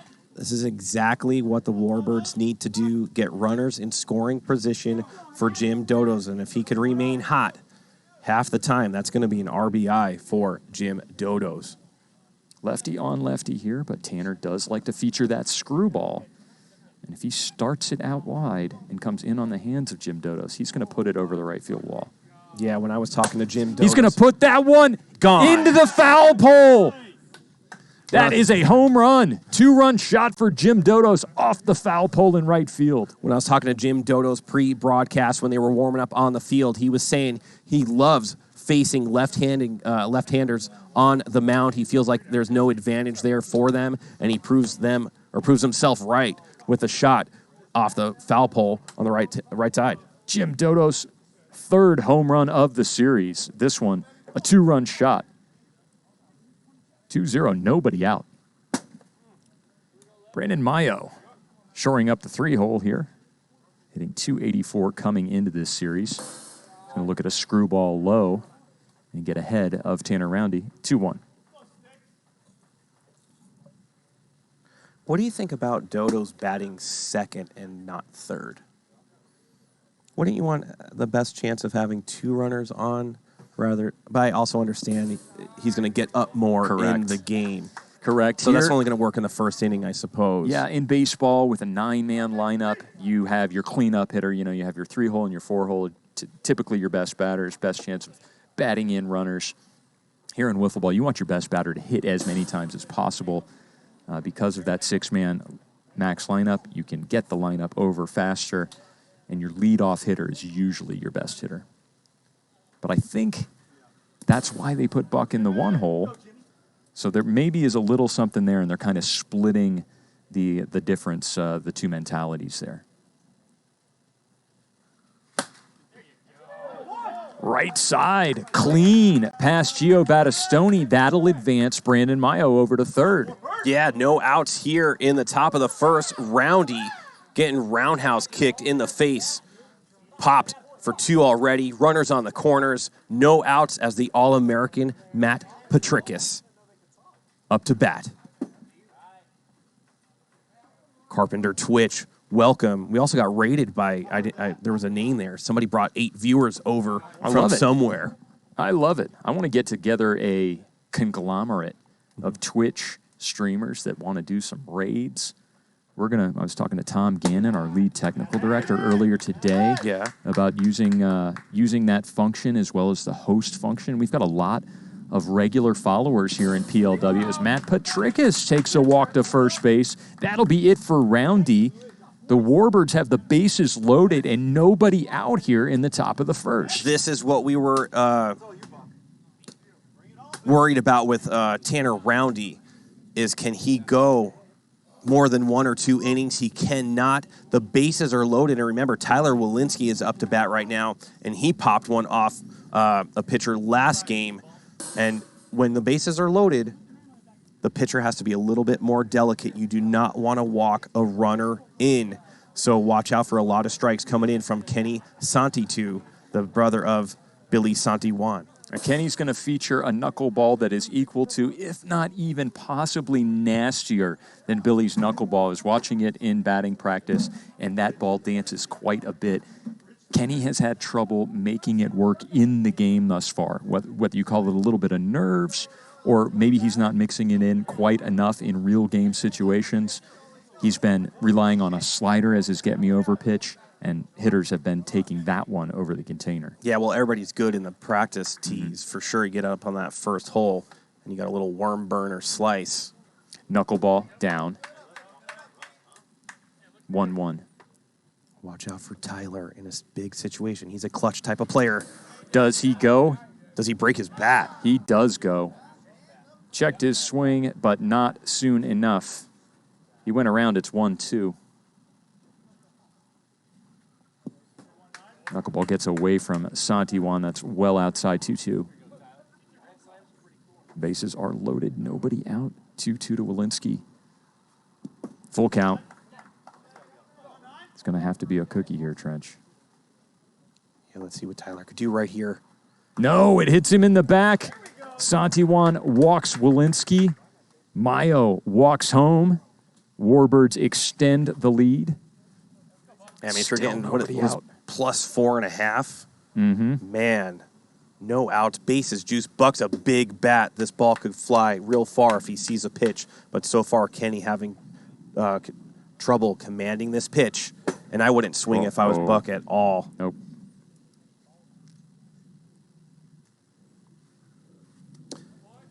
And the last thing you want to do, if Kenny walks out, they're probably going to have to go to Nate Stepna, possibly for the next few innings. Burner wanted to swing, but he had the red light. He watches that one deadpan. 54, full count. Gone. Hit hard. It's Will gonna it go. stay fair? It does. It comes back around Grand. into fair territory. A grand slam by Buck Burner. How many times have we seen a home run on a 3-2 count? And basically right now the Vaders are going to have to mercy the Warbirds to cover this spread. Jumping all over the Vaders. I had a conversation with Sasai, the owner of the Vaders, a couple weeks ago, and he was talking about how there's a little bit of a decline going from Billy Santiwan to his next pitchers, and it shows right here as Jim Dodos steps in the box, and he kind of started it off with a 2-run bang the last time he was up. 7-0, Warbirds still nobody out. Santiwan having trouble getting it in there with any type of speed or movement.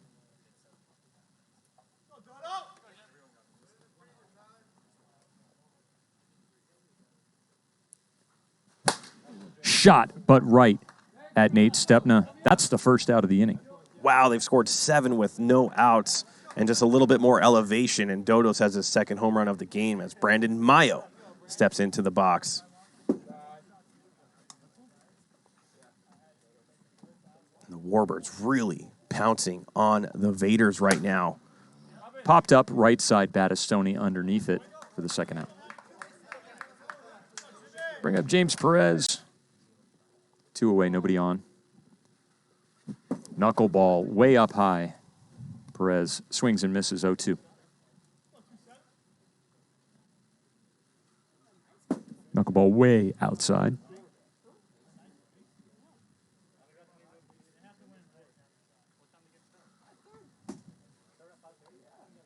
Two count right now for James Perez. Big pitch right here for Kenny. Roller over to Billy Santiwan. Should be out number 3. Nearly airmailed it, Trench. But he didn't. 7 runs recorded by the Warbirds, and Sasai is not happy at all from his team, from his pitching staff, saying that was just ridiculous because he is expecting he's expecting perfection from the Vaders as they're trying to leapfrog the ones in that first in the standings. Yeah. Brandon Mayo comes on out here in the bottom of the first. And with this kind of run support, that's got to really take the tension off his shoulders. Yeah, what you don't want it to do is take too much tension off your shoulders because a 7-run lead could evaporate into 7-5 in an instance against a Vaders team like this. So you got to keep the pedal to the metal. Do not let them breathe in this scenario. You want to get them out very fast, get right back into the dugout, and see if you can score some more runs against this Vaders team. Mayo 5th in ERA coming into this series, 1.93. One of the best pitchers, one of the original pitchers in OG here in PLW. He was out here with that Bombers squad in season 0. I mean, I remember when Mayo came out here and he couldn't, for the life of him, throw it under 55. It took him a lot of time to finally get his arm movement and release to be able to, work those speeds. And here he is, season number 4, one of the best pitchers in the PLW, is going to hop on the mound against Ethan Ibarra.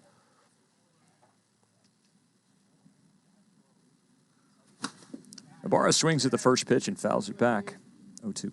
Remember, he is closing in on that 500 career strikeouts. He's going to swing at 165 and foul it off. Mayo will gas up from time to time.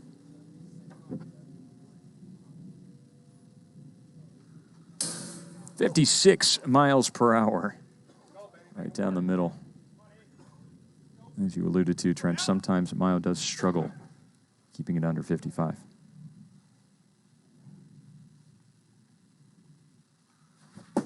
There was another one that was hot, but he gets a bar at a swing and miss.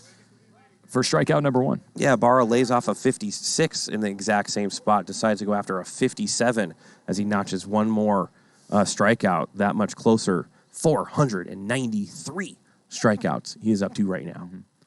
So does Ibarra have to button one back up? Ooh, I like that. Gio Battistoni up with 1 out. He's going to shoot this one into right field. That's going to get down and past the hands of Tyler Walensky for a double. Yeah, good piece of hitting by Gio right there. He really, really just digs in his stance. Reminds me a lot of like a Barry Sanders type guy that's very low to the ground. I know he's pushing probably 4'11 or 5'1. Kyle Etter will spit on that one. 1-1. How about you watch the game, Chad? In the chat. I'll give you a guess.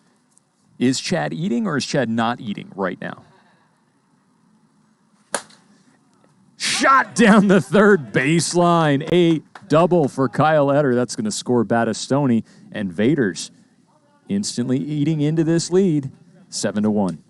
PLW fan, luckily not too many, or we'd have a story and possibly a money line bet between me and Chad going toe-to-toe right there on the pitcher's mound.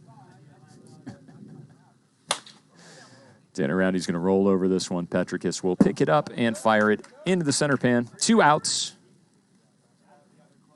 That'll bring up Nate Stepna hitting in the 5-hole in place of Alec Hutt.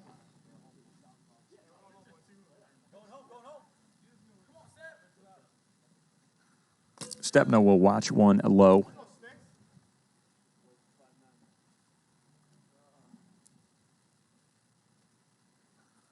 Right in there. 55 miles per hour, 1-2. I'm a little upset at Chad saying I made a football reference. As who knows what he's probably on farmersonly.com on his phone. Down into the turf.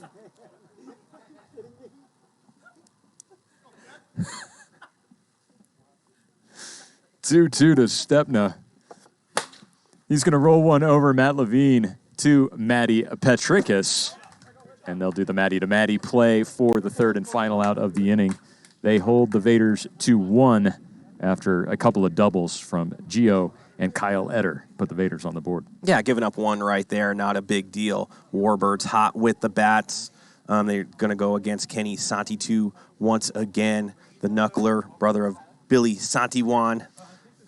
I got to be honest, Greg, I feel like the Warbirds still need to tack on some more. The Vaderz, they're going to get their 6 or 7 and make this a game. If I was the Warbirds right now, I'd just be looking to try to get to that 10 runs as quick as humanly possible, get that third inning complete, end this game early. You don't want to give the Vaderz extra chances. Matt Petrikis will lead off for the Warbirds, the number 5 hitter. He'll be followed by Tyler Walensky, and then back to the top of the order for Buck Burner. He'll lay off the first pitch. 1-1. He'll watch a knuckleball tink, top inside bar. Good pitch, 1-2.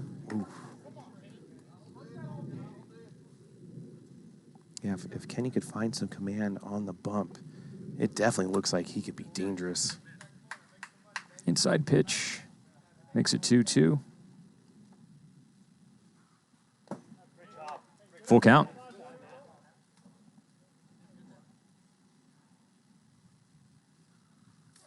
That's a walk. You're going to see Stepna probably coming in from right center. That's exactly what you're going to see. Kenny Santiwan clears out. Sasai Alarcon has come onto the field with a wiffle ball in his hand. Stepna's going to retreat back to right center. Maybe he's feeling it. Had a decent, inning to get out of that first game for Sasai. He calls off Kirby Buckets for the first time. What? That's our first appearance for Kirby, and Sasai just waves him back. Needs no warm-up pitches. And he'll take top bar, 55. Sasai loves this game, let me tell you. He loves the spotlight. He loves that he came in from the Taco League, won his rights to PLW, and he loves that his team's right there atop of the PLW standings with the ones. Yep, they're jockeying back and forth. Of course, after tonight, the ones will have 3 games in hand as their series between the ones and the Bombers was postponed. I'm told that is scheduled for a makeup date, possibly in early May. Rolled over. Billy Santiwan knocks it down. Valencia goes to second. Battistoni will get the force out and eat it. He's not going to go ahead and try to turn that double play. You know how pimp Alonso is? As he was making the play, he made sure his hat stayed on.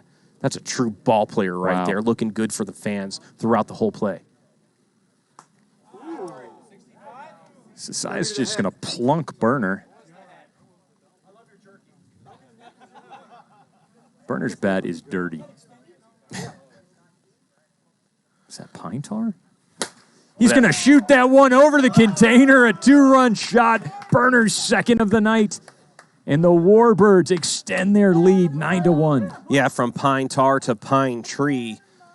He's going to round those bases. This is exactly what they needed from Buck. We talked about that pre-broadcast. Who's going to step up for Jim Dodos? And right now is Buck Burner. And I think his vacation, I think he went to Peru or Venezuela or wherever he went. Panama. It really did some good for him. Clear his mind, hung out with his wife, and got him back on track for the Warbirds as Sasai throws a 47-mile-an-hour knuckler. Jim Dodos cannot make connection. Quick correction, that's Burner's second home run of the game, 3rd home run of the night. Of course, he hit that grand slam in the top of the first. Left side, this is going to be a throw for Zoe. Good. When he makes it, just barely gets there. Yeah, that was just about the perimeter that Zoe can make that throw. He doesn't have a big arm, though he's very, very accurate with it. Brandon Mayo's going to hold off on that knuckleball inside. He's going to move way up in the box here for Sasai. He's standing nearly at the front of the carpet. Yeah, he likes the ball high, Brandon Mayo. He's a taller guy. He's ranging probably about 6'3", 6'4". Way up in the box. Remember, here in PLW, the strike zone is behind the batter, not over home plate. Home plate is just there as something to step on when you score. It is not indicative of balls or strikes. It's that strike zone that's behind the batter. That'll be a 4-pitch walk to Brandon Mayo. He'll go over to first base, and that'll bring up James Perez with 2 outs. Yeah, the Vaderz do not want to give up any more runs. And if you bet the Warbirds, you're almost coasting right now. Perez going to shoot this one into left center into the waiting hands of Tanner Roundy for the 3rd and final out of the inning, but not before they tack on a couple more. Warbirds extend their lead 9-1, Trench. Yeah, I mean, we weren't expecting that whatsoever. We would have thought that'd be the reverse, but the Warbirds jump on top of the Vaderz 9-1, an early exit by Roundy, a bunch of hits by the Warbirds. They scored 7 before they even recorded out in the first inning, and they got Brandon Mayo on the bump, who could definitely neutralize the Vaderz bats. Yeah, said it before the game, giving 4.5 runs had to take that price. Certainly looking good for WIFFLE bettors on the Warbirds side. Greg, I got to ask you a question. Is it still open? I just can't see his name anymore. Can we get to his... It's a bug. Something happened in our streaming software. Here, the only thing that we could do, and I know Tom down below can hear, is he could hit X on that chat, and he could exit out. And then what he could do is he could go back up to docs, and he could try to add it back. I'm digging that. So he X's out both the chats, then he goes to docs, and then he tries to add the chat back in and see if it refreshes. There's 2 docs, Tom. If you see there's chat and second chat, you just check it. Oh, look at that. It refreshed it. Good job, GK. I just couldn't watch it. I mean, we drop a worm in there, switched it up. You did a great job as Alec Hutt strikes out. And then, Tom, if you want to add the second chat, that'll go on the left-hand side. And we'll be all set back here. You did that with your eyes closed, GK. You tried to email me something, and I wasn't even able to open a document on my Hotmail. We're all set. Yes, we get to reconnect with our Twitch audience and get to see those polls. I feel better. I missed them. And now we know what to do just in case that ever happens again. It's Ethan Ibarra will swing and miss. Fall behind 0-2. What did Santi want to do while we were getting stuff going here? He struck out. Oh, excuse me. It was Alec Hutt. Yeah, Alec the Hutt number 6 hitter. Thank struck you. out. I think that's 494. Oh, man. Swing and a miss from Ibarra at a ball down low. 2 strikeouts here for Brandon Mayo here in the bottom of the second. You know what we needed? We need some like cardboard cutouts with numbers hanging off the fence in center field. 493, 494 when it hits 500. I mean, we've got to stop the game. 500 strikeouts is an amazing feat. Yeah, we had like a plethora of volunteers and spectators last night, and it's like a dead zone here tonight. I guess maybe Monday nights or the night off in the gaming industry or something. Matty Levine will pick it up at the shortstop position, throw it into the backstop, and it's a 1-2-3 inning for the Warbirds. It could be something about the Warbirds only having 11 wins, on the season. That's a tough one to come out here and watch, as you're probably going to think it's going to be a sweep. But right now, the Warbirds, if I was a fan, I'd be wanting to come out here, watch the game with a 9-1 lead, and Brandon Mayo starting to deal just a little bit, getting ever so close to that 500 strikeout mark. Yeah, I think Brandon Mayo can definitely shut it down here for the Warbirds. The Warbirds still, said it before, say it again, they're looking for the mercy rule here, Trench. They want to end this game early, keep that momentum going into game number 3. Yeah, I think they're going to tack on a few more. They're probably going to get to Sasai here. If not, he might even walk out, and then they're going to have to go to Nate in this situation, maybe even back to Kyle Etter and see how that does. They don't want to use any of their aces innings. And there's Cody Runnels. Taking a look. He put up a good series last time for the Lightning, but who'd they play last week? They had a devastating loss. The Warbirds. Against these Warbirds. They walked in the winning run, I believe, to the Warbirds. That was difficult to watch. I think they were up 5 or something like that in the last inning. Tough loss for them. Cesai Alarcon will face off against Matt Petricus. That wasn't a pitch at all. Ball 1. Yeah, very quiet here right now at Hideaway Field. Matt Petricus going to launch one deep. Center field, back, not far enough. Tanner Roundy underneath it at the warning track for out number 1. Yeah, made good contact right there. About 20 minutes ago, that ball's going to go with a little bit of wind behind as Tyler Walensky steps in the box. Good contact, launch angle just a little high for Petricus. Sasai is going to go with that floater, almost an eephus 12-6. Sometimes trip up batters there, not expecting it. Walensky fouls it down. And this way outside. You want to know something, GK? I do. I like to know things. Yesterday, I'm talking to Leday, right? And his father's in town, Alan Leday. He's got that accent. He's, French, let's go to Tarantino's tomorrow.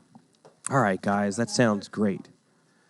I typed to Leday today, and I said, hey, 4:30 okay? You know what he told me? He forgot. And I feel like maybe I was just like a Tinder date forgotten about, where maybe he meant to swipe right or something, or left, and just leave me to the dust. And I'm a little hurt by that, GK. I am Trench's rejection. Love that movie. Buck Burner. Off to a red-hot start here in game number 2. He led off with a double. He hit a grand slam in the same inning. He hit a 2-run shot in the second inning. Nobody aboard and 2 outs here in the third. Sasai's going to lob one in, but it's inside on the hands of Burner. And he'll foul it down the third baseline. He said he'd go with me tomorrow. I'll keep you guys. What if that's not convenient for you, Trench? I told him I could get there, and Burner will take a walk to first base. Sasai is going to walk off the field, and Nate Stepna is going to make his way out to the mound. And guess what we're going to see? What? We're going to see Kirby Bucket. Kirby has been waiting patiently on the sideline all night. We've had a few pitching changes, but we had nobody operating Kirby. Look how excited Kirby gets to be out there. It's like when you kind of let a dog, out on that dog run, comes out there super excited, wagging its little tail right there, flowing around. Look at that, getting all that energy out. Yep. Good for Kirby. Yeah, if you don't walk him, he's just going to be keeping you up all night. Just zooming around the living room while you're trying to get to sleep. He gets the zoomies. Yep. Yep. He'll just run in circles around the ottoman all night.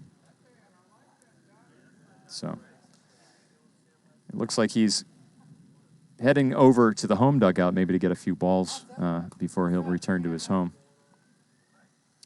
We do have a Kirby driving certification course, and I'm not sure that Walensky has gotten his certificate. We'll give him a B- on that Kirby run. You've seen that movie Short Circuit? Number 5 Alive. Yeah, Kirby Bucket reminds me a lot of Number 5. Wow, Tink's bottom bar, 54 miles per hour. It's ahead of Jim Dodo's 0-2.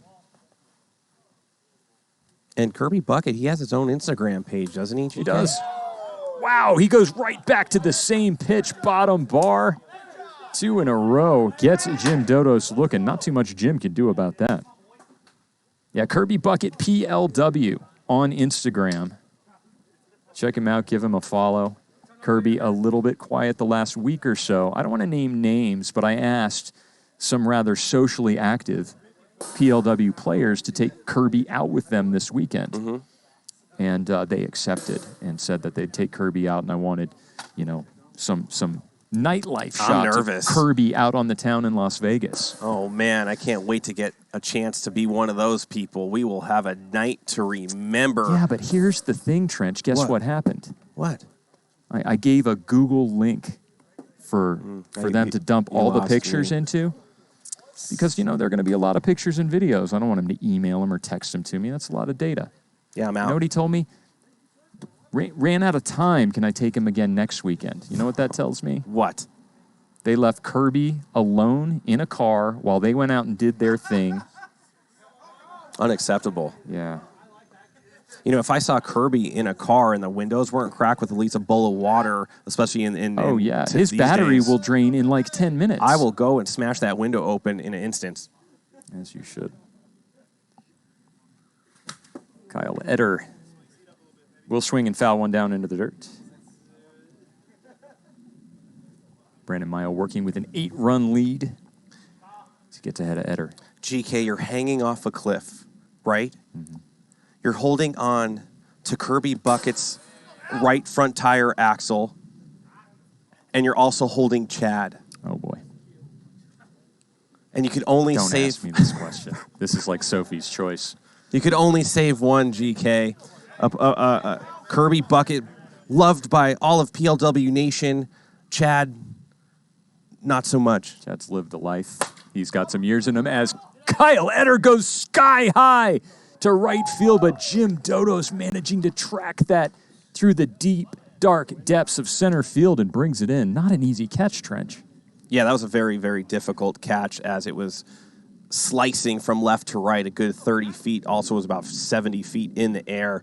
And as you know, to get under that and catch it barehanded, not an easy play. Good play by Dodos. Yeah, an elite outfielder. He does so much damage at the plate, we sometimes forget what a great defender Dodos is. Down into the dirt. Looking at Kirby's headlights in your eyes as you're holding on to him for dear life, I don't think you could let him go, GK. It's going to be Kirby, Trench. Kirby is still young. He's got his whole life in front of him. Chad has lived a life, albeit somewhat questionably, and we're just going to have to go with Kirby. Yeah, I got to go with that. I'm wondering what our fans at home think about that choice. 3-1 count. We will miss him when he's gone. Outside pipe, 56, though. That's a ball. Mayo with the 56s. I feel like that 56 emoji should have a tiny little picture of Brandon Mayo's head next to it.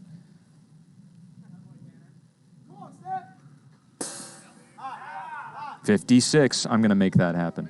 I'm going to get a picture of Mayo's head, and we're going to change that 56 emote.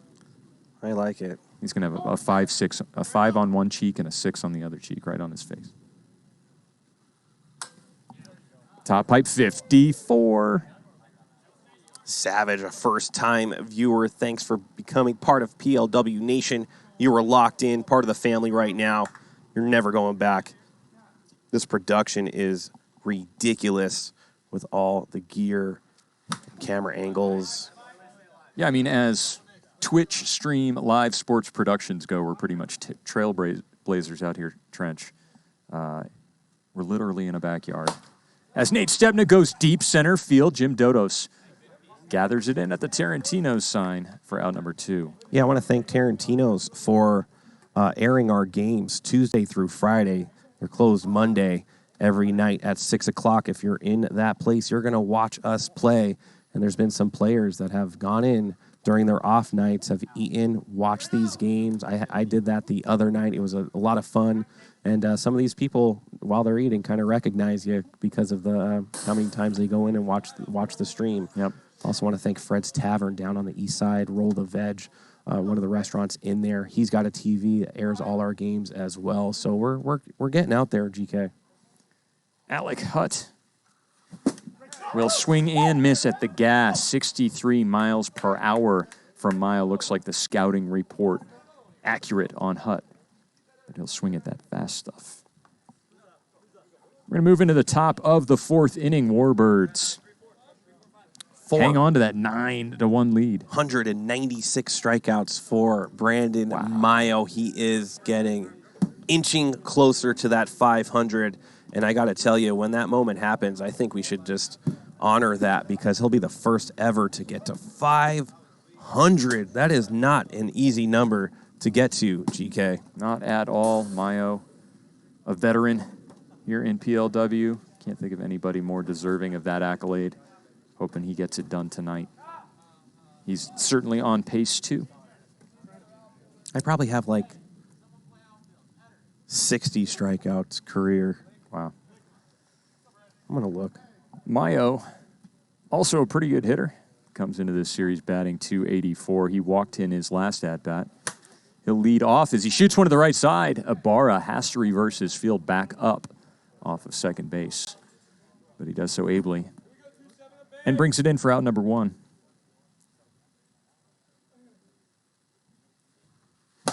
James Perez is going to roll over that. Valencia does a good job slapping it back towards the pitcher's mound. Ethan Ibarra picks up the garbage and throws it in. For out number 2. That'll bring up Matt Petricus. Look at a slider way outside.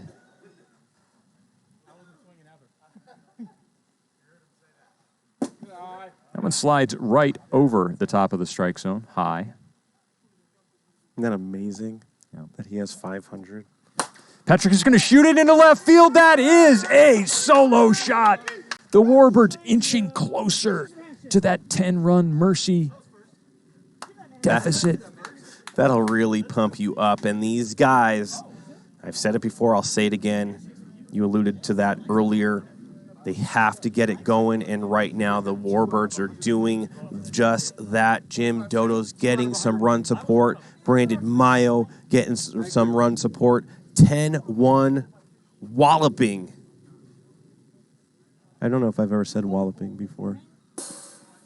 You heard your grandfather say it, and it's been just sitting there in the back of your memory banks waiting for the perfect opportunity. Petricus certainly put a wallop on that ball. Over the Connex in left field, 10-1 Warbirds. 1-2 here to Walensky. He'll swing an inside pitch and strike out for the third and final out of the inning, but not before Matt Petricus extends the Warbirds' lead. Yeah, the All-American number 51, Matt Petricus, goes over the container, gives Brandon Mayo a little bit more love as he's going to remain on the mound going into the bottom of the 4th. And let me ask you a question here, GK. If he gets out of this 4th inning, That'd be 4 innings for him of work. Do you come in with somebody else just in case something happens in that third game and there's an early pull on the next starter that you might want to go back to Brandon Mayo and he could complete the game? Yeah, absolutely. As you aptly pointed out earlier on, pitching is not looking great for the Warbirds. Of course, they've got their workhorse, Matty Petrikis, but Jim Dodos got touched up by this Vader squad really bad in game number 1. He got pulled in the first inning. Mayo's been lights out. You're going to need him later in game number 3 if you want to win the series. There's a poll up right now. The most common speed reading, is it 54, 55, or 56? 56 is probably the most seen because it's the one that you don't want to see. So we probably see 54 come in as much, selection but the bias. meaning of it isn't as crucial as 56. Yeah, observational bias, selection bias there. Which one are you going to remember the most? If there was a way for me to go into the Pocket Radar, the newest app, and chart out all the pitches, there might be a way for us to actually answer this poll. That'd be amazing. Would it bring back some of the memories when you used to undo the toaster when you were a kid and then put it back together? It was a blender. Oh, blender. Yeah. And I did have friends, and I did not take time off of going out into the street to fix the blender. That was done in idle time. But Mom was going to buy a new blender, and I saved her a few bucks. It was just a little gear, like the little rubber gear. It has slipped off the cog, and I just need to open it up and slip it back on as Ibarra strikes out. 497 for Brandon Mayo. Is he going to get there this game? That's Ibarra's 3rd strikeout of the game. Yeah, you can see him upset after that strikeout as Gio Battistoni up to bat. Battistoni's going to do what he does. He's going to split the 3-4 hole. It's going to go off the hands of Matt Petrikis playing in the second base position. And another single for Battistoni.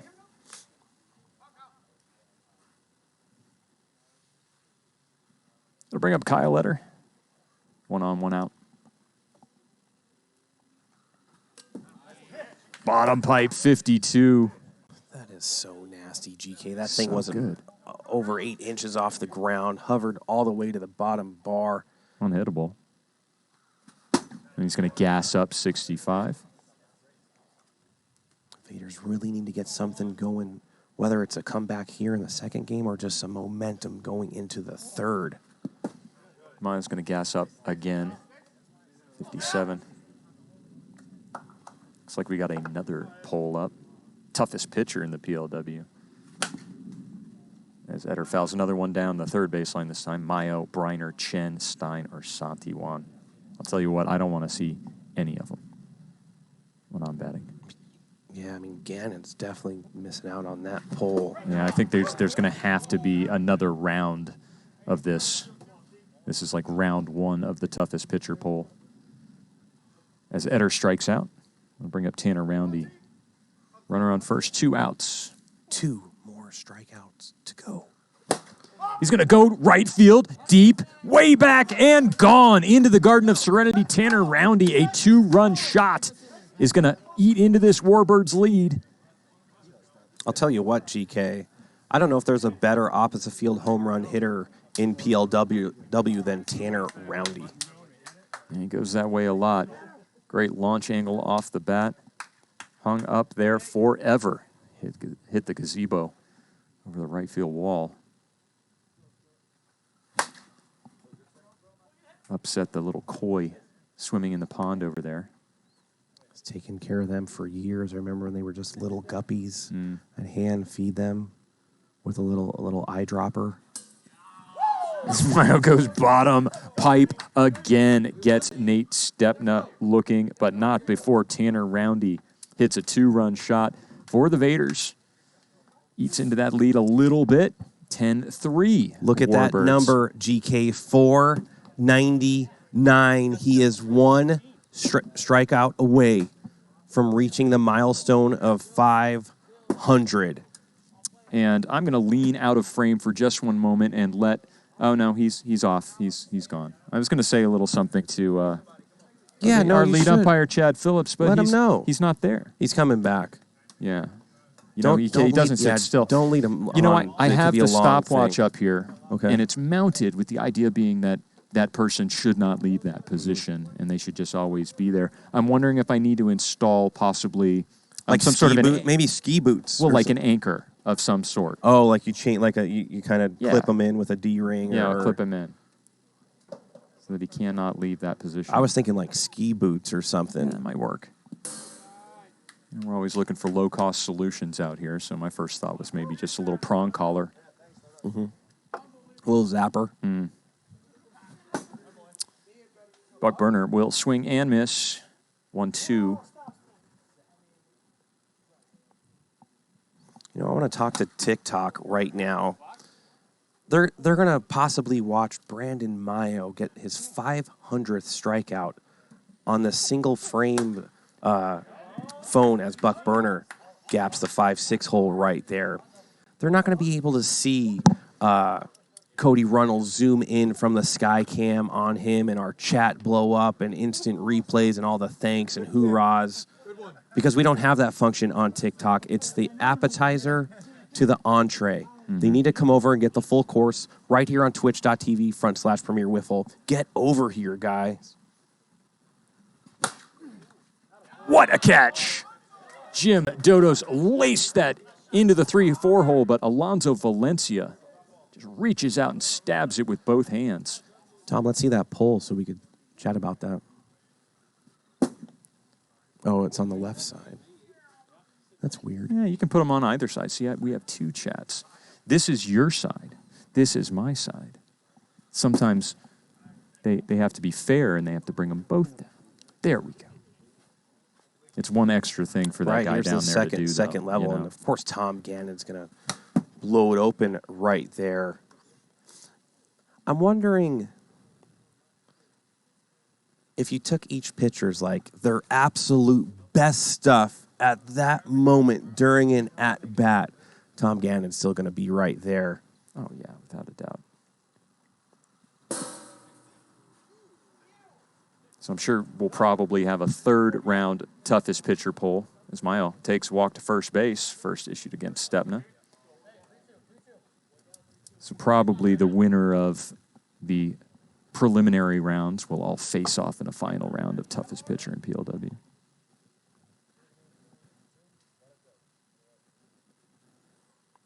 Yeah, I think there's got to be a third round. I mean, Osgood's up there. He's got that sweeping curve. Mm-hmm.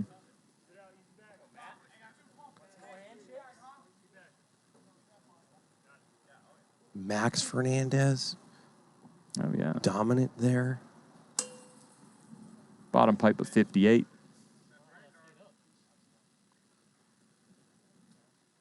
Two on, two outs. 56. I got to tell you, Trench, that did not look 56 coming in. You thought it looked a little slower? Yeah. You know, the way that the ball leaves the hands of these pitchers, the pocket radar will read the pitch early. Sometimes it just appears to speed up when it has some spin where it sort of tumbles end over end. Kind of an optical illusion. 2-2. 56. Full count. You know who's got Patrick some is- nasty stuff too? Is Kyle Lohman. He's got a ridiculous curve. Yeah, big sweeping curve. Man. Very Dodo-esque. Patrick is going to put it back into the broadcast booth. Stays alive, 3-2. Yeah, you are cringe 6'9" is probably going to get the ban hammer. You know, I'll give him a warning. I'll give him a warning, you are cringe. Oh, man. Yeah, another one like that is probably going to be it for you. Yeah, look at Osgood taking that one. Yeah, he pitched a gem. We just couldn't get any runs for him. Popped up. Ibarra backs up and gathers it in.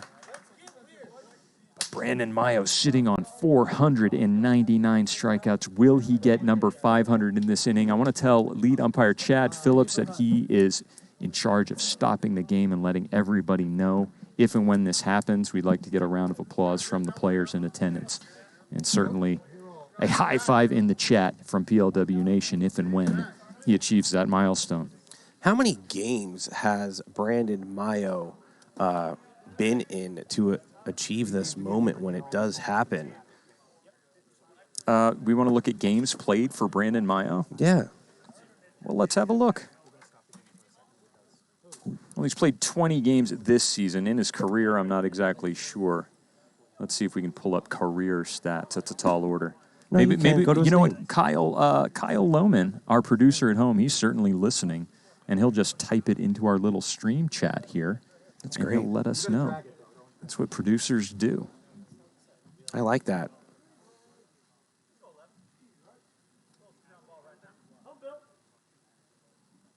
When will Mayo get 500? First out, second out, third out, or next inning? He needs a first pitch strike and get on top of these batters so we could throw some nastiness. Billy Santi on pinch hitting for Alec Hutt here. 56. I'm making that emoji when I get home. It's his 107th game pitched in, so he's averaging about 5 strikeouts per time he gets out there. Is that what I'm... 500 in 100 games, yeah. Right? Just about. 52. He's one pitch away from 500K. Let's see if he does it right here. Fouled down. It's quiet. It is. A lot of people know that he's going to get this milestone. Down into the dirt, full count. Does he have a walk yet? He does. Tanner Roundy walked in the third inning. Oh, Miles got to throw a strike here. Stay in the game. Instead, Santiwan rolls over it. Matty Levine fields, throws, gets the out. Glad to see he stayed in the game with that one. Here comes Ethan Ibarra. Ibarra, 3 strikeouts in a row in this game. Wow.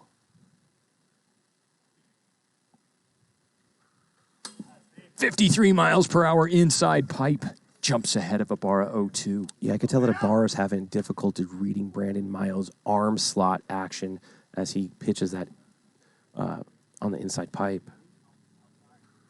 Swing and a miss, and there it is. 500 strikeouts for Brandon Mayo, the first in PLW history to achieve this milestone. Chad Phillips has the ball. He's throwing it over to manager Chris Warfield.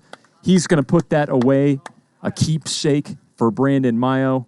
His teammates are going to come in and congratulate him. He's going to tip his cap to everybody and all of those there at home. Give a high five in the chat for Brandon Mayo. Man, what an accomplishment. I've always loved Brandon Miles since he's joined the PLW. Just a stand-up guy, very humble, and just comes out here and tries to do work. Also a new father. Love seeing that for him and his family.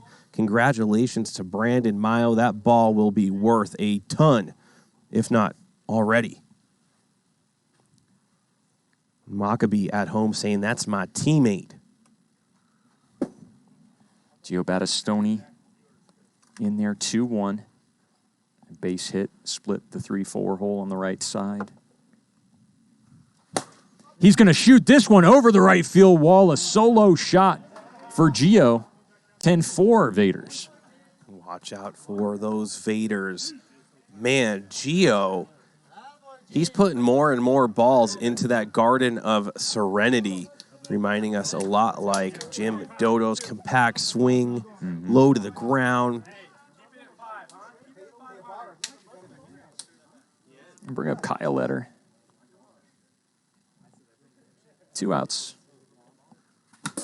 Swing at a screwball inside. Foul it back into the pan. Falls behind 0-2.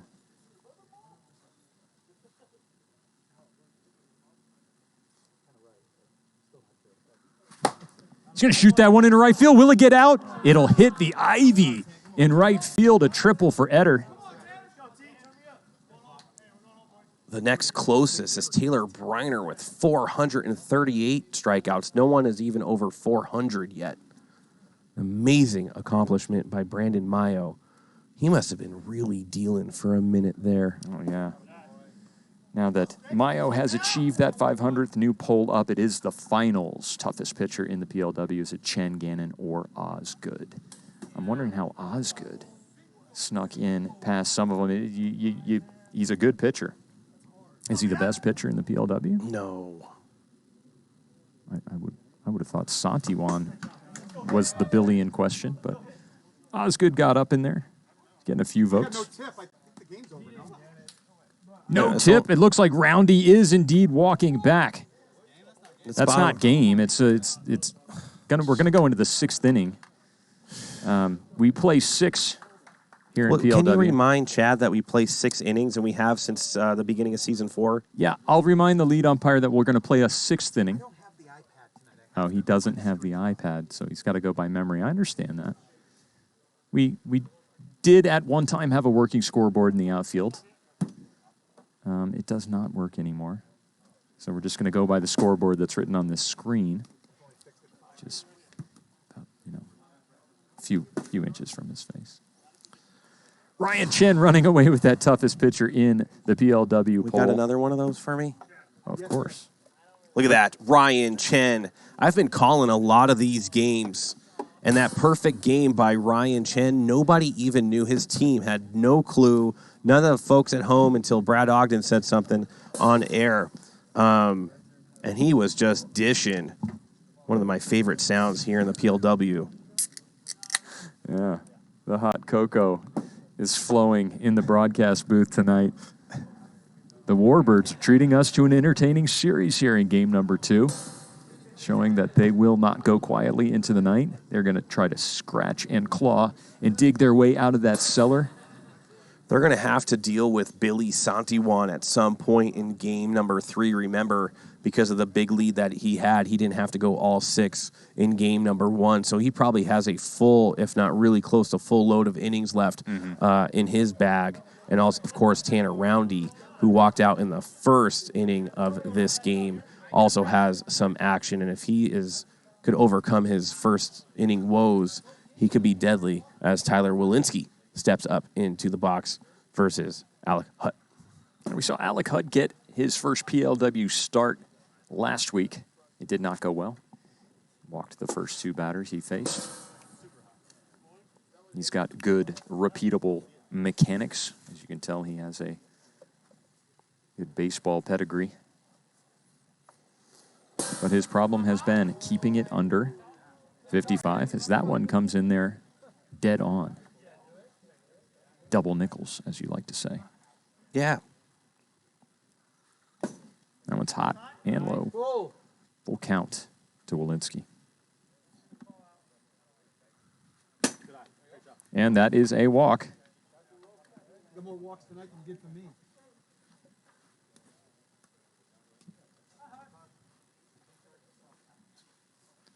Walensky's 2nd walk of the ball game.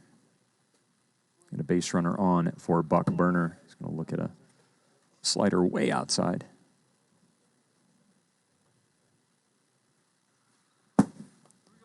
High and inside for ball 2.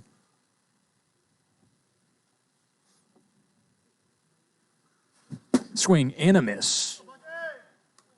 Even the count. Man, he's got such a strong swing as 520 viewers are dumping in on the end of game number 2 here as Buck Burner strikes out. Jim Dodo's at the plate, and his last 2 outs have been just ropes.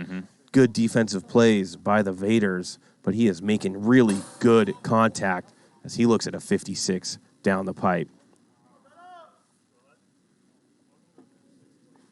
Yeah, first-time viewer T. Gucci. Yeah, it's a 55 and under league for called strikes.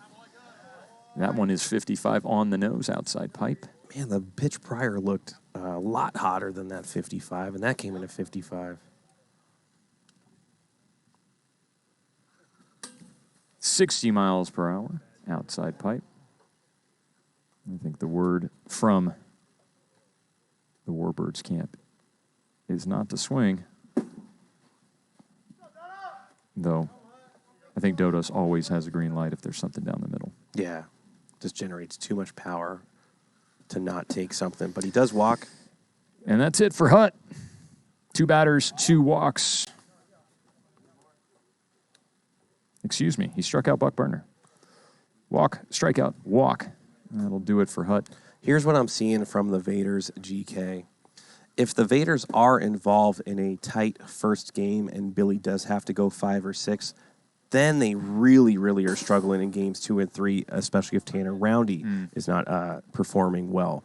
So, but in a series so far like this where the Vaderz were able to jump on the Warbirds in the first game, they're going to have to contend with Billy at some point in game number 3. But when you're facing elite teams later in the season and especially in the playoffs, if the Vaderz make that, which I think they're going to be there, they're going to have to rely on Billy Santijuan. And if he goes 6 in a loss, that's really, really going to put them in a bad position with their second-tier pitching. That's the only thing I could really see from the Vaderz so far from their pitching staff. As Ethan Ibarra has come on in relief of Alec Hutt. He's facing Brandon Mayo here. He's had 1-2. Very reminiscent of the Vipers as well. Sure. They got Tom Gannon, their ace for game 1, and then there's a little bit of a drop-off for games 2 and 3. So if you could get to the good hit by Mayo to the left side, they're going to go 3 in time. I believe he did. We'll have an instant replay up, and there's a bit of a half-hearted protest from the Warbirds here, but I believe he did touch the bag. We'll keep the instant replay going in the background. If the Warbirds want to challenge it, they can throw the flag, and we'll take an official look at it. But as of right now, they have not done so. As soon as that next pitch is thrown, the window of opportunity for making a challenge is closed. Looks like that is exactly what will happen. As James Perez bats it back down in the field of play, and another force out after a ball is batted down by the Vaderz infield. That'll be the third and final out of the inning. People hate when I whine about the fast pitches, and I haven't seen one tonight, so I'm not going to go off about it. But my take on throwing like 85, 90-mile-an-hour pitches. Sure. You don't think it should be a thing? It's not a real thing. Mm-hmm. Looks like a poll up there. Who will win the PLW championship? Your choices were the ones, the Bombers, the Vaderz, or the Sand Vipers. Other won it going away.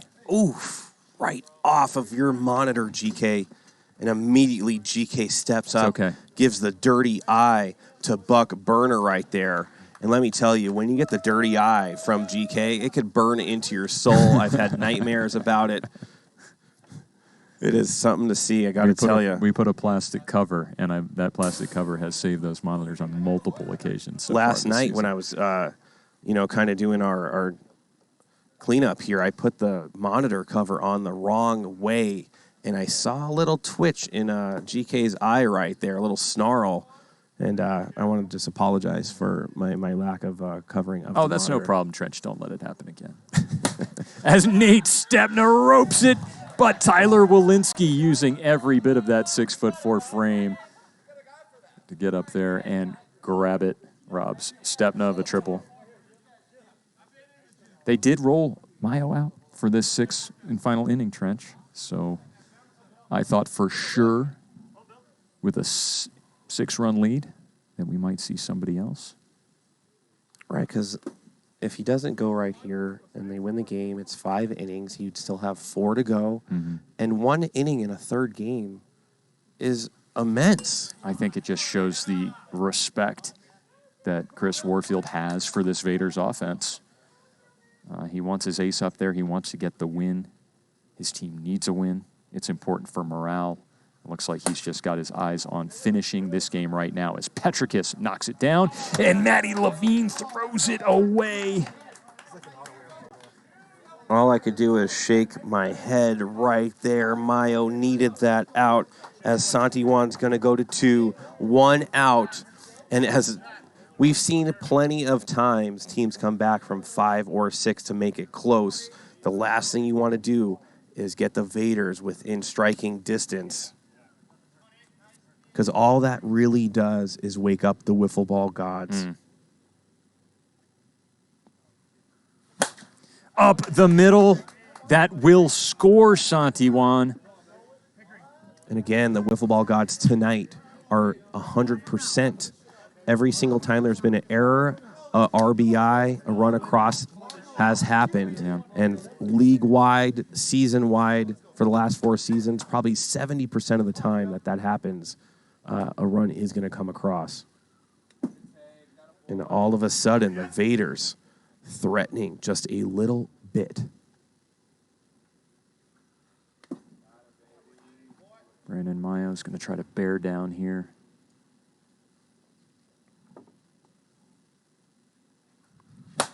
Battistoni, Petricus, shovels it in front, gets the force out, gets the double play, 4.86, turns 2, ends the game. Warbirds pull it off, 10-5. Brandon Mayo gets his 500th career strikeout, and this series is headed to a rubber match. Yeah, to be able to get your 500th recorded strikeout and the win in the same game is such a great feeling. You know, the Warbirds really wanted to win that for Brandon Mayo. They put together an offensive clinic as well on the Vaderz, but it looks like we're going to go into a rubber match, and a ton of wiffle ball points were given to the Warbird people betting right there, almost 300,000, as that was kind of a lock at plus 4.5. We should be seeing a better game in game number 3. Yeah, I want to thank everybody for watching game number 2. The Warbirds take it 10-5. Brandon Mayo gets his 500th career strikeout. This series is headed to a rubber match right after this.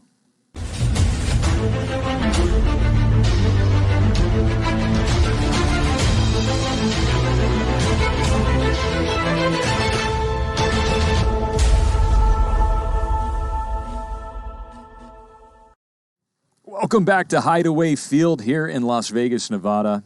Game number 3 of a 3-game series between the Vaderz and the Warbirds getting ready to start. You just saw the completion of game number 2. The Warbirds win it 10-5. What did you see out of that Warbirds offense that might give them some hope rolling here into game number 3? I'll tell you what I saw. It was energy, GK, which translates to production. When you have a high-energy team coming in, they know they needed to try to win this series. They got game number 2. It translates to the bats. And once the guys we were talking about, like Perez and Buck and Petricus performing, it alleviates a lot of the load from Jim Dodos, and he could relax a little bit back on the ball. He produced a 2-run shot. His first at-bat, hitting the ball real well all over the place. Expect big things once again out of the Warbirds, but like we said before, Billy Santiwan, I believe, has probably 4 innings left. But Brandon Mayo also has 3 innings left, I believe. So there could be a matchup of those two. But we're probably going to see Petricus against who?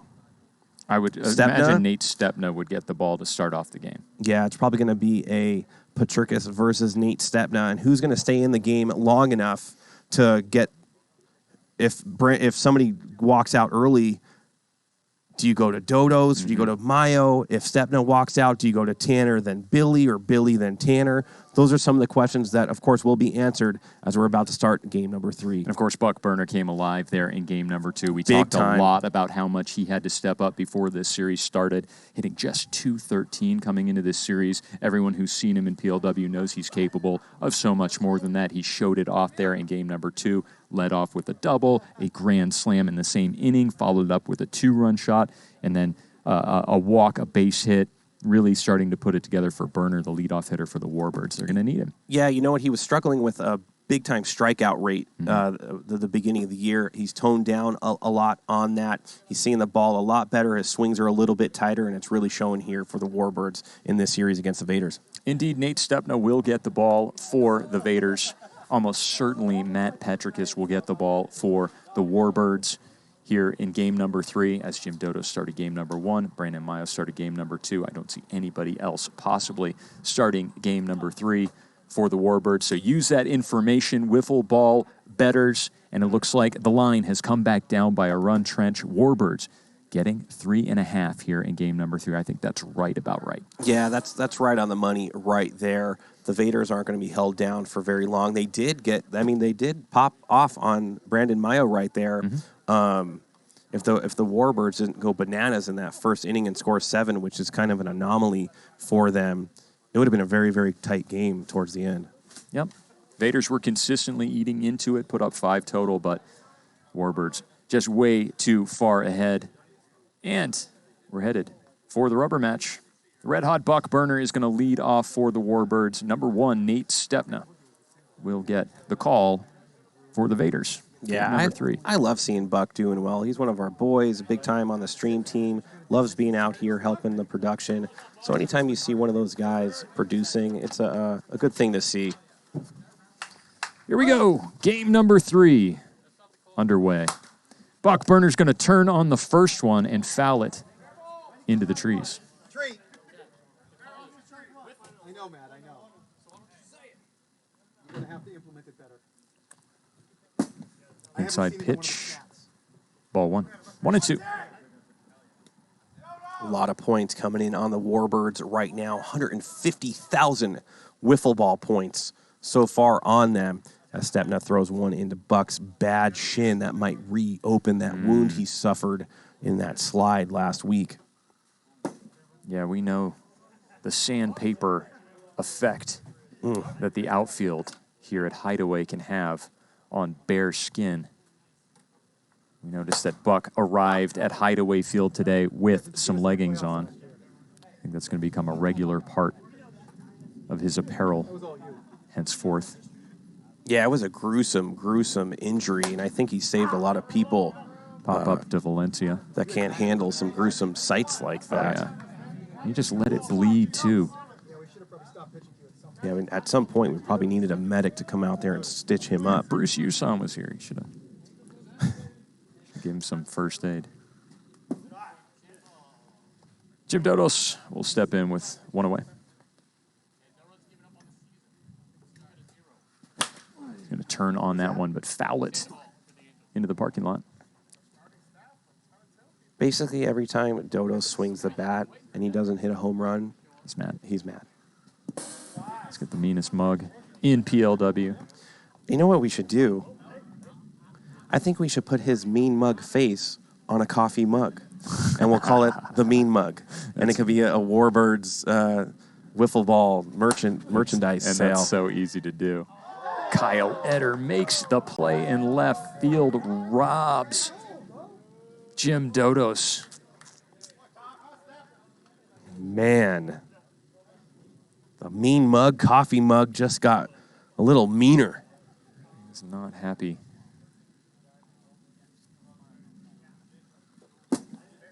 Brandon Mayo will look at that pitch. Oh, I hope they do. Do you think you can make a left-handed mug for me, GK? We'll see if there's any manufacturers out there who are going to make that adjustment. I don't want you to go overseas. I want you to keep it local. Okay. 1-2 to Mayo. Tink inside pipe 54. Mayo will get caught looking. 1-2-3 to start the game for the Vaderz. Sen makes music. There's just a lot of chat going on. You have to remember, not only are we watching the game, me and GK are going over notes. We have to obviously deal with Chad. That alone takes about 85% of our energy to handle him. Yeah. When we need to be totally focused on this game. Maybe the correct thing to do, GK, is when we have the stream chat and you have the whole thing lined up on your Excel spreadsheet. Yeah. I don't know if it's a good idea when me and you are in the booth and Chad's next to us. It is a bad formula. The ingredients is not going to produce a good meal. Yeah, I mean, these headphones do cancel out a lot of noise, and somehow, when he's right here, I still hear it right through this headphone. Perhaps it's carrying in through the microphone and making it back into my ears. You know that part in Dumb and Dumber when he's like, do you want to hear the most annoying sound in the world? Uh-huh. Just, that's it. Yeah. It's hard to argue with logic like that. I want to say something about our most loyal viewers in the chat, and we might not be able to give you as much attention as we have in the past. PLW is, of course, growing. We just celebrated our 20,000th follower milestone just the other day. As you can see, we're very happy about that. We're aiming for 25K next, hoping to get that done before the end of season number 4, hoping for sort of a logarithmic exponential growth after we reach that plateau. But what that means is that the chat goes by very fast for us now. We're not always able to look away from the game and look at the chat as we might have before. And I want to give a warning. At some point, we're going to have to go to subscriber-only chat. I like we that, haven't though. done it yet. It's follower-only chat right now, but subscriber-only chat will be a thing at some point. And I think you got to feel a little bit honored if you're one of those people in the subscriber. It's like you got your own VIP going on, right? I mean, because you were just saying it goes by so fast, plus we have to watch these players hit. Each batter's 30 seconds. Oh, yeah. So it goes by really, really fast. Yeah, get your subscriber jacket. Barr will check his swing and hold up. 57 into the pan. He did not go 3-1. Ooh, barely Down missed low. He's right going to take a there. walk to first base. First batter faced in a base on balls. Yeah, and this is what we were talking about prior to Game 3 is which starter is going to last the longest to try to give them the best chances for, their aces to come in. Not that Petrickas isn't. He just needs to stay on point right here in game number 3. There's another chat mode that we're going to experiment with, and it's called slow mode. What's that? It kind of slows down the chat. But the problem with slow mode is that if you type something into the chat and slow mode's going by, we might not see it until what you're talking about has already passed by. And it won't be as timely of a remark. Let me ask you this, though. If we could calibrate how many hot cocos we have, will we answer it like as the slow-mo action comes in? It might actually kind of equal out. We might have to increase the hot cocoa intake, as there will be a significant delay. I'm always thinking, GK. Yeah. 175,000 wiffle ball points on the Warbirds, getting 3.5 right now. Good pitch by Petrickas, barely misses inside, and we go to a full count. Already has a walk. Petrickas doesn't come over the top a lot, but he did come over the top there for the screwball. Missed over the top of the strike zone. Go back to that three-quarter arm slot. He'll get Battistoni to wave at it, and he'll sit down for out number 1. Yeah, I don't know if the viewers at home know how important that pitch was, and especially landing as a strike and a strikeout to keep him in the game as Kyle Etter is up to bat. He's putting together a little bit of a series as well. Got some power numbers. Yeah, Kyle Etter in game number 1 led off with a double, hit a 2-run homer later in that inning. Another solo shot in the 5th inning, and he's going to have another 2-run shot right here in game number 3. Kyle Etter puts the Vaderz up first, 2-0. Dead center. That puppy went about 150 feet before it landed, if not more. And Kyle Etter is making a statement saying, listen, all these Rookie of the Year candidates, I don't know if I've been talked about enough, but I'm putting up some power numbers. I want to be right in that conversation and try to take that trophy. Yeah, Kyle Etter really putting together a series. Game number 2, he had a double, a triple, leads off with a 2-run shot here in game number 3. Definitely having a series thus far as Nate Stepna pops out for the second out. Stepna batting in the 4-hole in place of Roundy. I wonder if Cody Runnels and Mark Tavano of the Vipers, Runnels of the Lightning, they should have their own little chat going on as they're duking it out for Rookie of the Year right now. Don't forget about, he just hasn't played in enough games, I don't think, is Will Morris. If he could play in a lot of games on the second half, his pitching could put him in the Rookie of the Year conversation. But right now, I don't know if he's played enough games. Yeah, don't sleep on Morris. He's definitely putting together a good campaign. But it just shows how much great rookie talent we have out here that he's, not further to the top of the conversation. Yeah, 3-2 count once again. And this is a hitter's count. Swing and a miss from Santiwan, the third and final out of the inning. Second strikeout for Petrickas. But the Warbirds strike first, a 2-run shot off the bat of Kyle Etter. Puts them ahead. There's one rookie that we haven't talked about that I really, really think could lead all 3 of those guys. Of course, Will Morris in that 4 spot as well. And that's Kirby Bucket. This is his first campaign this year, and I feel like he's really putting together quite the series as he's been on point every single time needed on the pitcher's mound. Remember, he had to have a makeover. He was on the injured reserve list for a little bit. He did some work under the hood. He had some surgery, and he's right back at it. I want to give Kirby Bucket a shout-out as well for Rookie of the Year. Yeah, I mean, Kirby Bucket's certainly a Fans' Choice Award. He's going to take that going away. We'll have to just compare the numbers, some of his RPMs. And let me ask you a question. Do you think his warning might be a notch on that Rookie of the Year status as he went after Levi Lawrence one time? He was nipping at his ankles like a rabid chihuahua. I want to nip this right in the bud. I want to clear the air right now. And if it requires me to slow down that video and show what really happened in that video, I will. So there's some behind. There was a step taken. He did not run into Levi. Levi is sitting there. He is warming up. He's a lefty. He's putting that left foot on the slab, and suddenly his left foot comes off the rubber like he's scratching some ground. He might have tried to make it look coy and then made it look like he ran into his left foot that he had to flick him away. So there's other camera angles on this. I will slow it down and green screen it if I need to, John Madden style, to show exactly what happened on that play. Kirby has asked the league for a retraction and a formal apology. Wow, do you think it's going to go to the executive or the decisions board? Good catch, GK. We'll see where that goes. And Levi's right there, GK, having a conversation with you as the count goes to 0-2 against Patricus. We know what really happened, Levi. We know. Wow. All caught on camera. When Buckets attack. Yeah. Levi can do no wrong. Or so he thinks. Stepping a little inside right there. The count's going to be even 2-2. Vaderz 2, top 2. Here's the poll. Who was at fault? Don't click here. That is a good, fair poll that is up in the chat right now. Levi not getting a fair shake on that one. As I've somewhat lost track of the last few batters. Looks like James Perez is on first base. I think he got a single. Matty Levine. Tyler Walensky taking one in the hip.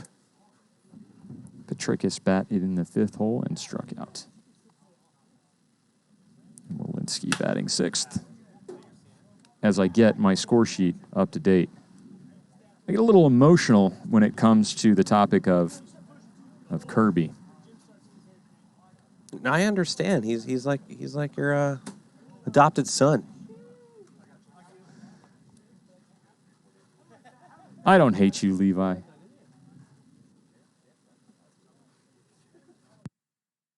Kirby.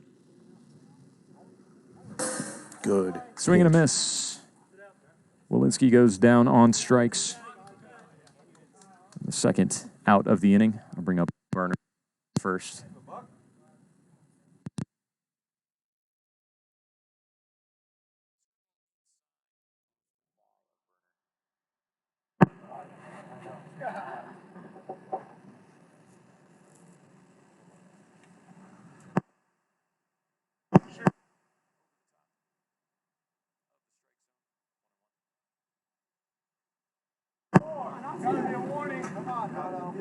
Burner flied out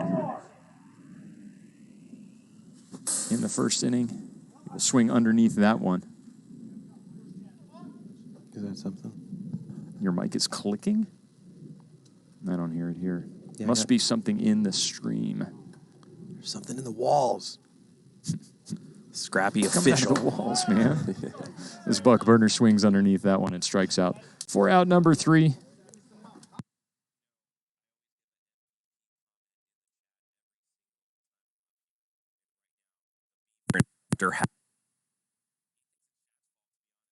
And can't disagree. I got to agree right there.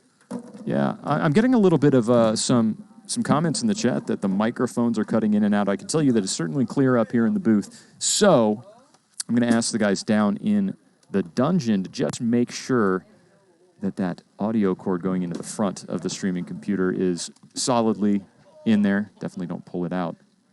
Storm Glider says audio's cutting in and out. J-Rock says it's okay. I Am Jake says audio is very choppy.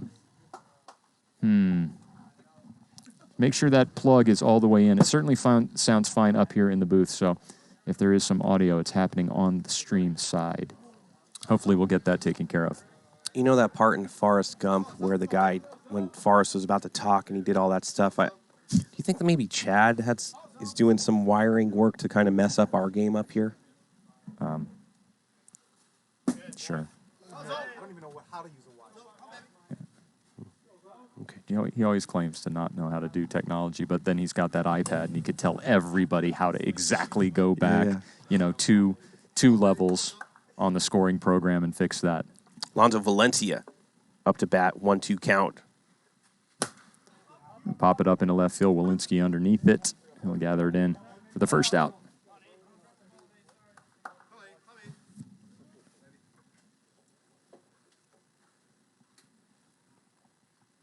So Valencia getting the start here in the 6 hole. Long fly ball. And it's gone. And he's after Ibarra had game number 2. It was a golden sombrero for Ibarra in game number 2. He had 4 strikeouts in a row. He had a base hit in the 6th inning, and now he kind of gets the monkey off his back, launches one out of center field. It's been a minute since he's hit a home run, hasn't it? Or did he hit one in the series earlier? Yeah, he was, I believe, tied for the league lead with Ryan Chen at 16. I believe it could be Dodos, Chen, and Ibarra all knotted up at 16. That's 2 home runs for him tonight. Well, Dodos has 2 home runs tonight, so that puts him ahead. Actually, Dodos has 3 home runs tonight, so Dodos definitely ahead. Chen already played. We got Ibarra this game. Much of the game left here. It's going to be close as Gio. That's gone. Into the Garden of Serenity, a solo shot for Gio Battistoni. I feel like he's in the close to double digits. He's got to be close. He's put on a clinic here the last a month at least. Oh, absolutely. We'll check on his stats here coming into this series. Let's see. Battistoni. Yeah, he had 9 home runs coming into the series, so you are correct, Trench. Definitely up into the double digits now. It's got to be his 3rd, right? That's his first of this game. He did not have any in game number 1. He had a homer in game number 2 in the 5th inning, so 11 now for Battistoni. Look at Tavano, the rookie, I want to know making a case that we should start 0-0. what exactly is happening between Chris Warfield and Kirby Bucket. Okay, that's fine. That's okay. That was not Kirby abuse. As Pickering brings out his own balls, do you think that's sort of like a superstition type thing? 1, 2, 3, 4, 5, 6, 7, 8. Okay, he's got 8 total. Every time I get on the mound, Kirby's never there. And I try to limit the amount of times my back has to bend to grab balls all the way down right there. I could really use Kirby. Can we maybe lift him up right there? Maybe. Oh, you want him on hydraulics? Yeah, I think or maybe like a scissor lift so that he can stop and then the scissor goes up. Yeah, I was mentioning that when Tanek took the mound that, something should, elevate for the taller people. They just go out there, grab it, comes back down. What a hot look for Kirby. I'll have to check with accounting. I don't know if there's that kind of money in the budget right now. Oh, for those here's how we combat that, GK. I think we make a GoFundMe for Kirby Bucket alone, and we just pimp my ride out and really, really make him something special. Can I get a new center field camera first, and then? Not that I don't think it's important that Kirby, really gets pimped out. But my suggestion for you is, why don't you bring your own ramp? You can just have sort of like, a little ramp.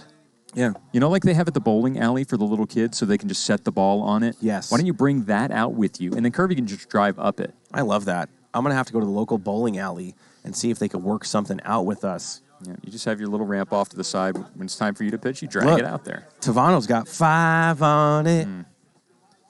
There is a donation feature that I'm probably going to enable on Twitch for specific items that the stream team is looking for. I'm going to hold off on Kirby improvements right now until we get some of the other things bought and paid for. Something that can really, really improve the optical, audio-visual experience for our loyal Twitch viewers. No, I like that. It's kind of like during Christmas, you have those little things, what people need on the Christmas trees or whatnot. We could have that for the stream team. Yeah. I got a couple of cameras I got my eye on. Obviously, we want to improve the angles here. We love Skycam deck, but we would like a better angle. As you know, sometimes it's very difficult to see what's going on down the first baseline from the Skycam deck because it's on the first baseline. And if we can get a couple more devices, we might be able to mount something on the backstop. Pan, tilt, zoom sort of cameras that are controlled remotely by a little remote control and can kind of shoot into right field. We can see some more of those plays over at first base.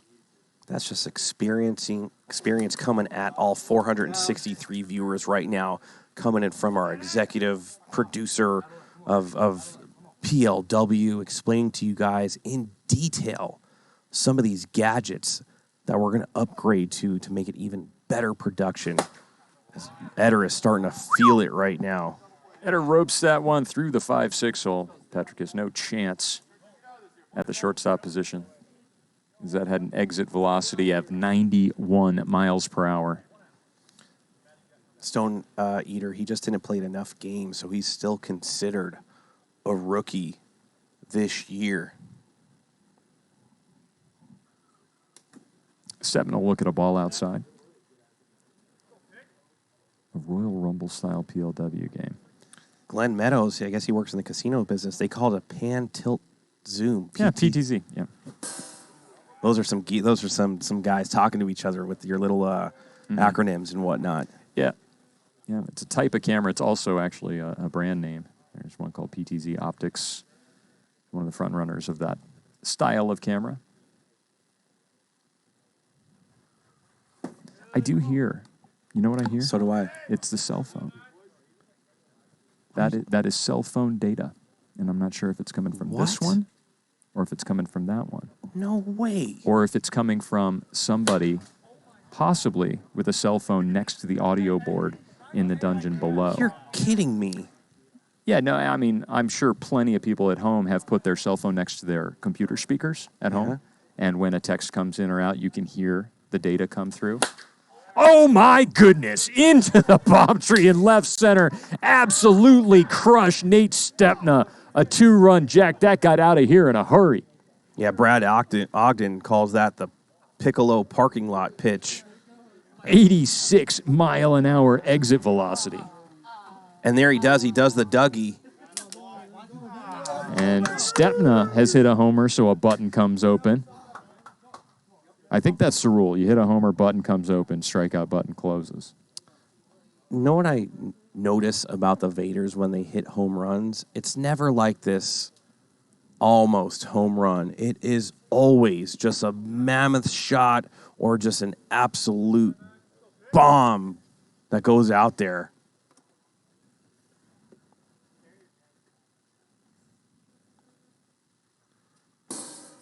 I feel like somebody's trying to Morse code something. Yeah. A lot of first-time chats coming in. It went quiet. I moved some cables. You did. It's quiet now. All right. Back to the game. 6-0 Vaders as Alonso Valencia is going to be up to bat right now.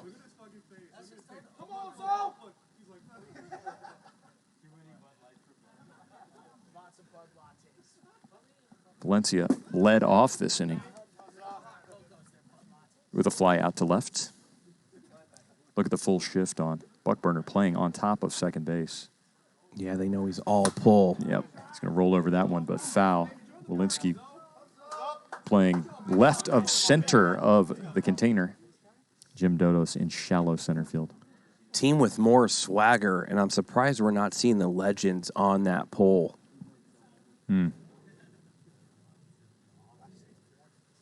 Ooh. Piccolo goes with the Piccolo, but it's outside. Valencia can't reach out and get it. He'll strike out for the third and final out of the inning. But the Vaders put up a bunch, 6-0 as we go here into the top of the third inning. This is game number 3 of a 3-game series between the Warbirds and the Vaders. Vaders took game number 1. Warbirds struck back in game number 2. This is the rubber match, and the Vaders handling the Warbirds easily here in the rubber match trench. Yeah, let me tell you about some of the games coming up the rest of this week. Tomorrow night, me and the Legends will be taking on the Bombers. That should be a good matchup. Last week, the Legends got swept by the Cajuns in a really good series. Game 2 was a really, really good one. 1-0, all Will Morris, 7 innings pitched, and won the game with a walk-off home run solo shot. And then we have Thursday night. I like this matchup quite a bit. The Cajuns and the Snappers. And the Snappers are starting to come into form. Their team really, really gelling well together. And this is without Shane Weber. And they're expecting possibly an earlier return than anticipated. And that is bad news for the rest of Wiffle Ball Nation. And then we have on Friday night, Sparkles and his team going to be playing a fully loaded Night Owls team as Stein and Dalby will be coming in from out of town, and that is something to be reckoned with. A lot of good games left here in PLW this week. The Night Owls doing a lot of retooling as we see Jim Dodo's roll over one back to Stepna for the first out of the inning. Night Owls doing a lot of retooling, a lot of new guys on the team.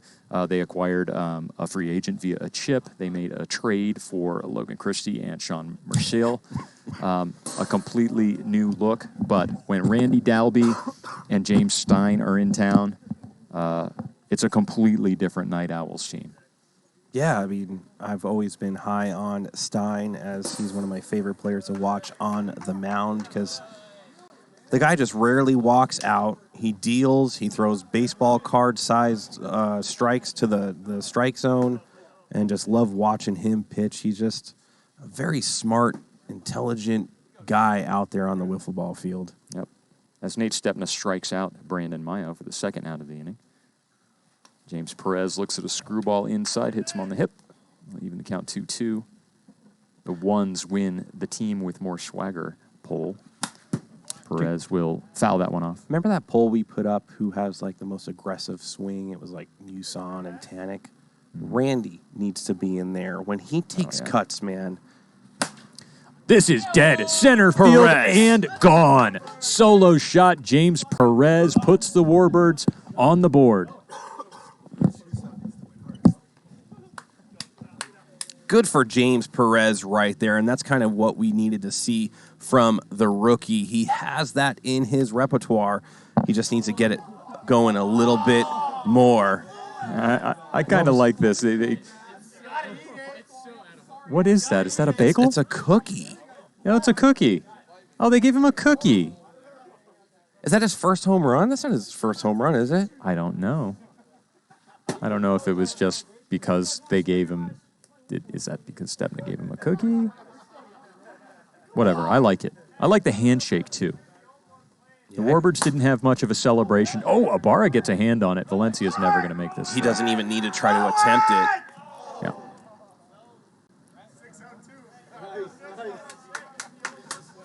Yeah, I agree with you guys. Perez has a great, great swing. That's his second homer in PLW so far in his rookie campaign. He's going to figure it out, and I think he's going to be an all-star in that Warbirds lineup. Oh, yeah. He's got a very sweet swing, very compact. When he waits on the ball, he explodes. Walensky will wave at that one. Fall behind 1-2.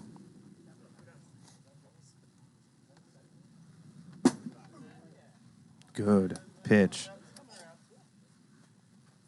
by Nate Stepna right there. Slider way outside. I feel like when Stepna's trying to throw that slider for a strike, he starts it way too up the middle, and it just slides way outside. We know that me and you were a devastating combo in the booth, And the remaining combos we have a current poll. Booth combo you're most looking forward to this week. Is it Dodos and Loman? That's a really good combination. Is it Dodos and Tom Gannon? Also a good combination. Or is it me and J-Lo? Running away with it. And I got to tell you, me and her vibing on the Friday nights. She really, really has a nice little fan club brewing. I'm noticing when she's in the chat, a lot of people are recognizing her. I did see her, and I don't know if this hurt Kyle Loman's feelings. She was wearing the Ones chain necklace the other night. And I don't know if that's going to stir up a little bit in the Loman household, but she's becoming a real fan favorite fast. This bug burner is going to fly out to Ethan Ibarra. Ibarra makes that catch out in left field for the third and final out. Yeah, King, I've been struggling for a while now, but I'm doing my best to get out here. The stream team sometimes is a little bit, hurting for people. The Legends were hurting last week, and they only had 5 people. I was going to call in for that series, but I just mustered up enough energy to get out there. And in Game 3, I could barely even hold up the bat. I was dying. This wind out here the last couple weeks really is just like congesting me. It's got my lungs all filled up with pollen or something like that.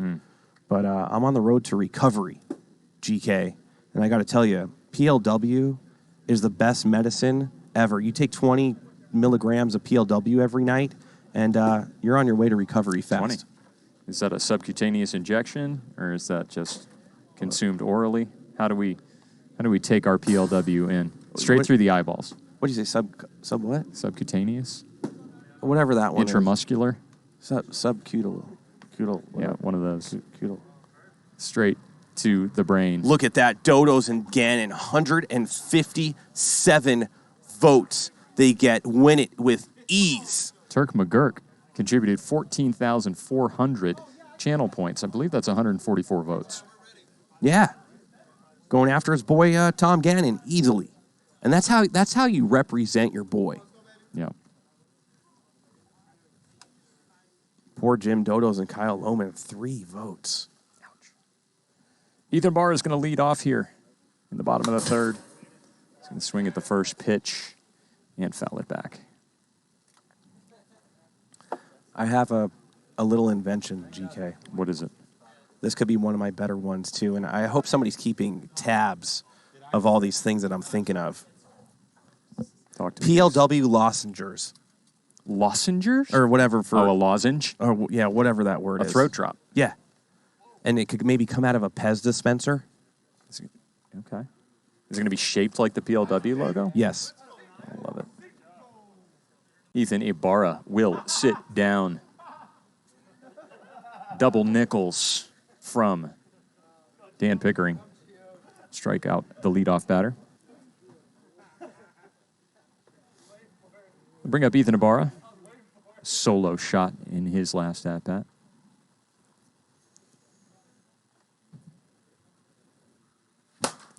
He's going to try to hit another one high, deep, into the outstretched hands of Tyler Walensky at the 102 marker. Came close to hitting back-to-back home runs. I'm going to check to see if it's this stretch. Your laptop. Do you think? It's not. I don't know, man. It's not the laptop. No. Maybe we're generating our own It's frequency. It's cell phone data. It's not Wi-Fi data. There's a difference in the frequency. Eder. Nice follow through, though. That would have went about 288 yards. Oh, if it yeah, was a driver. that's Geo. I'm sorry. Sometimes after I have a few hot cocos, I say weird things, and that was obviously Gio Battistoni. I knew it was Gio Battistoni, but I said another name, and I apologize to Mateo Bombers PLW for that slip-up. It's Kyle Eder. Is indeed at bat. I can tell because he's got his last name written on the back of his jersey, and he's standing a few feet from me. Did I tell you I went to the Lost Souls premiere with Alex Fernandez and his family and some of the crew? And I said it last night. It was so scary, GK. I damn near soiled myself. Oh, my goodness. Well, that's certainly a goal for a horror movie.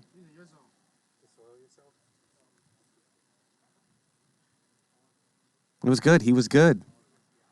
He had like a five-minute part or whatnot. Played kind of a... Was it a short film? Yeah, one of those short films. Yeah. And, yeah, he was a very serious character. We got a poll up in the chat. Who's got the better jerseys of Vaderz or the Warbirds? Vaderz so far. Going ahead.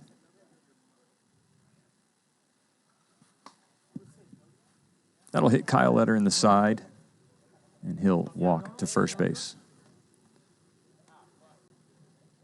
I have an experiment that we could probably do. What?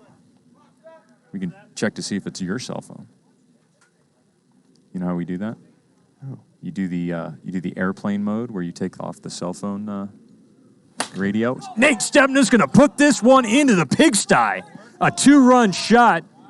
The Vaderz are going to jump out to an 8-1 lead. I'm in airplane mode. It's not there anymore. I feel like it might have been your phone. I'm in airplane mode. Oh, my goodness. Nate Stepna, a 2-run shot. 8-1 Vaderz. They're really running away with this one. Warbirds are going to have to put together a very, very good last 3 innings. 34 Broadway saying, how could I bet wrong all 3 games? And he's not the first person to do that. Oh, yeah. Not the first, not the last. Great thing is, if you are a subscriber, you're going to get points just for watching. They'll quickly add up. Alec Hutt is going to get in on the hit parade and shoot that one over the top of Petricus into left field. And a base hit.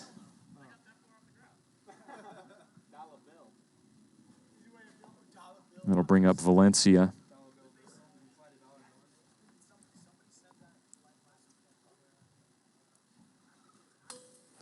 Tank outside bar 53 miles per hour from Pickering. Jump ahead of Valencia, 0-2. Yeah, it's only the bottom of the third, GK. It feels like this game is further along than that. Well, it could be over soon.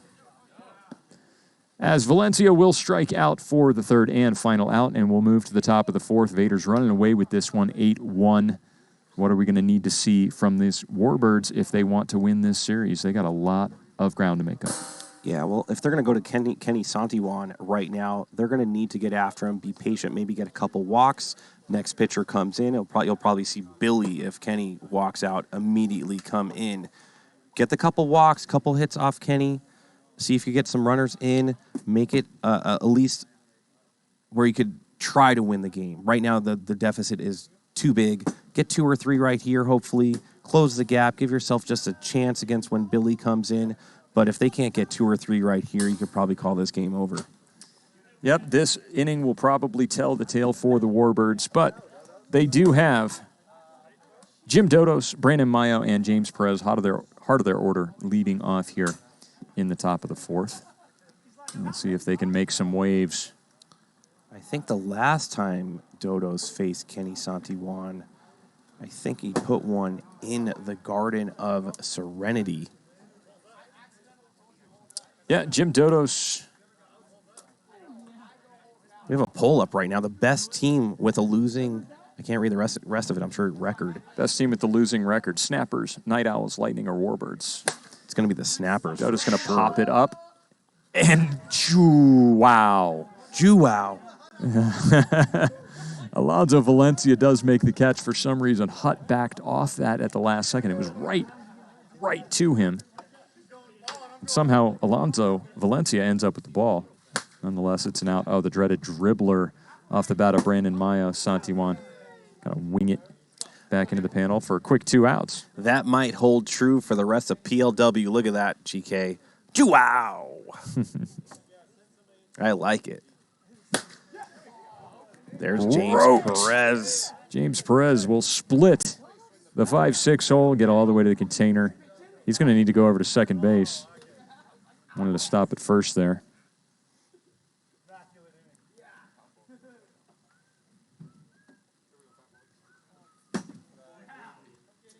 See if we can get a 2-out rally. And they're saying the Juwao emoji's coming soon.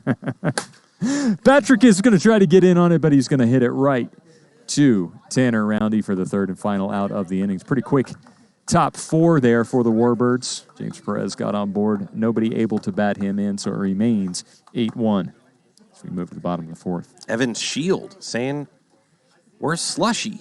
Where's the Slusher? Not sure if Slusher is in attendance tonight.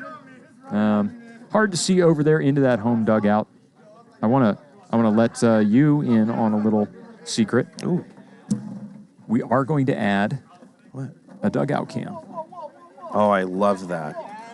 And the way Or do I? And the way we're going to do that is probably going to start with the away dugout.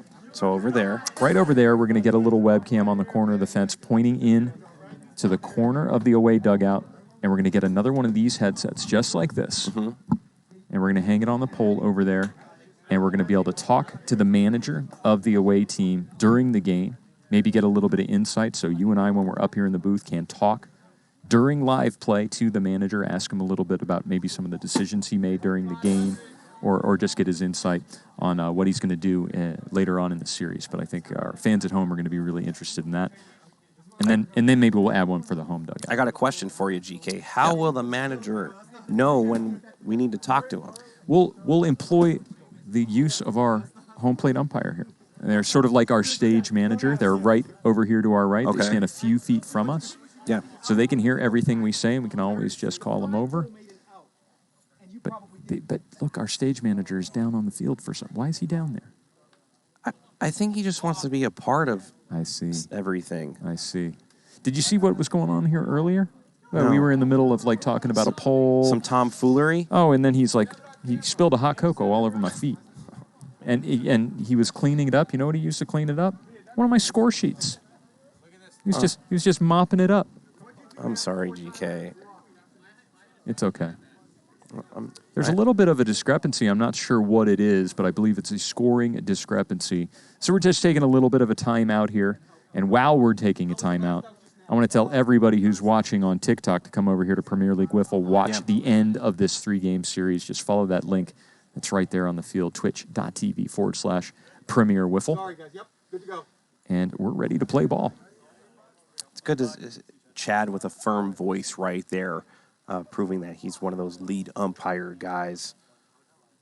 Wasn't too floaty on that. Mm-hmm. As Brandon Mayo goes 10 the hard way.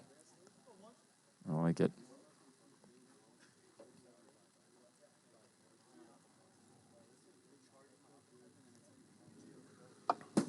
Outside, 1-2 to Ibarra.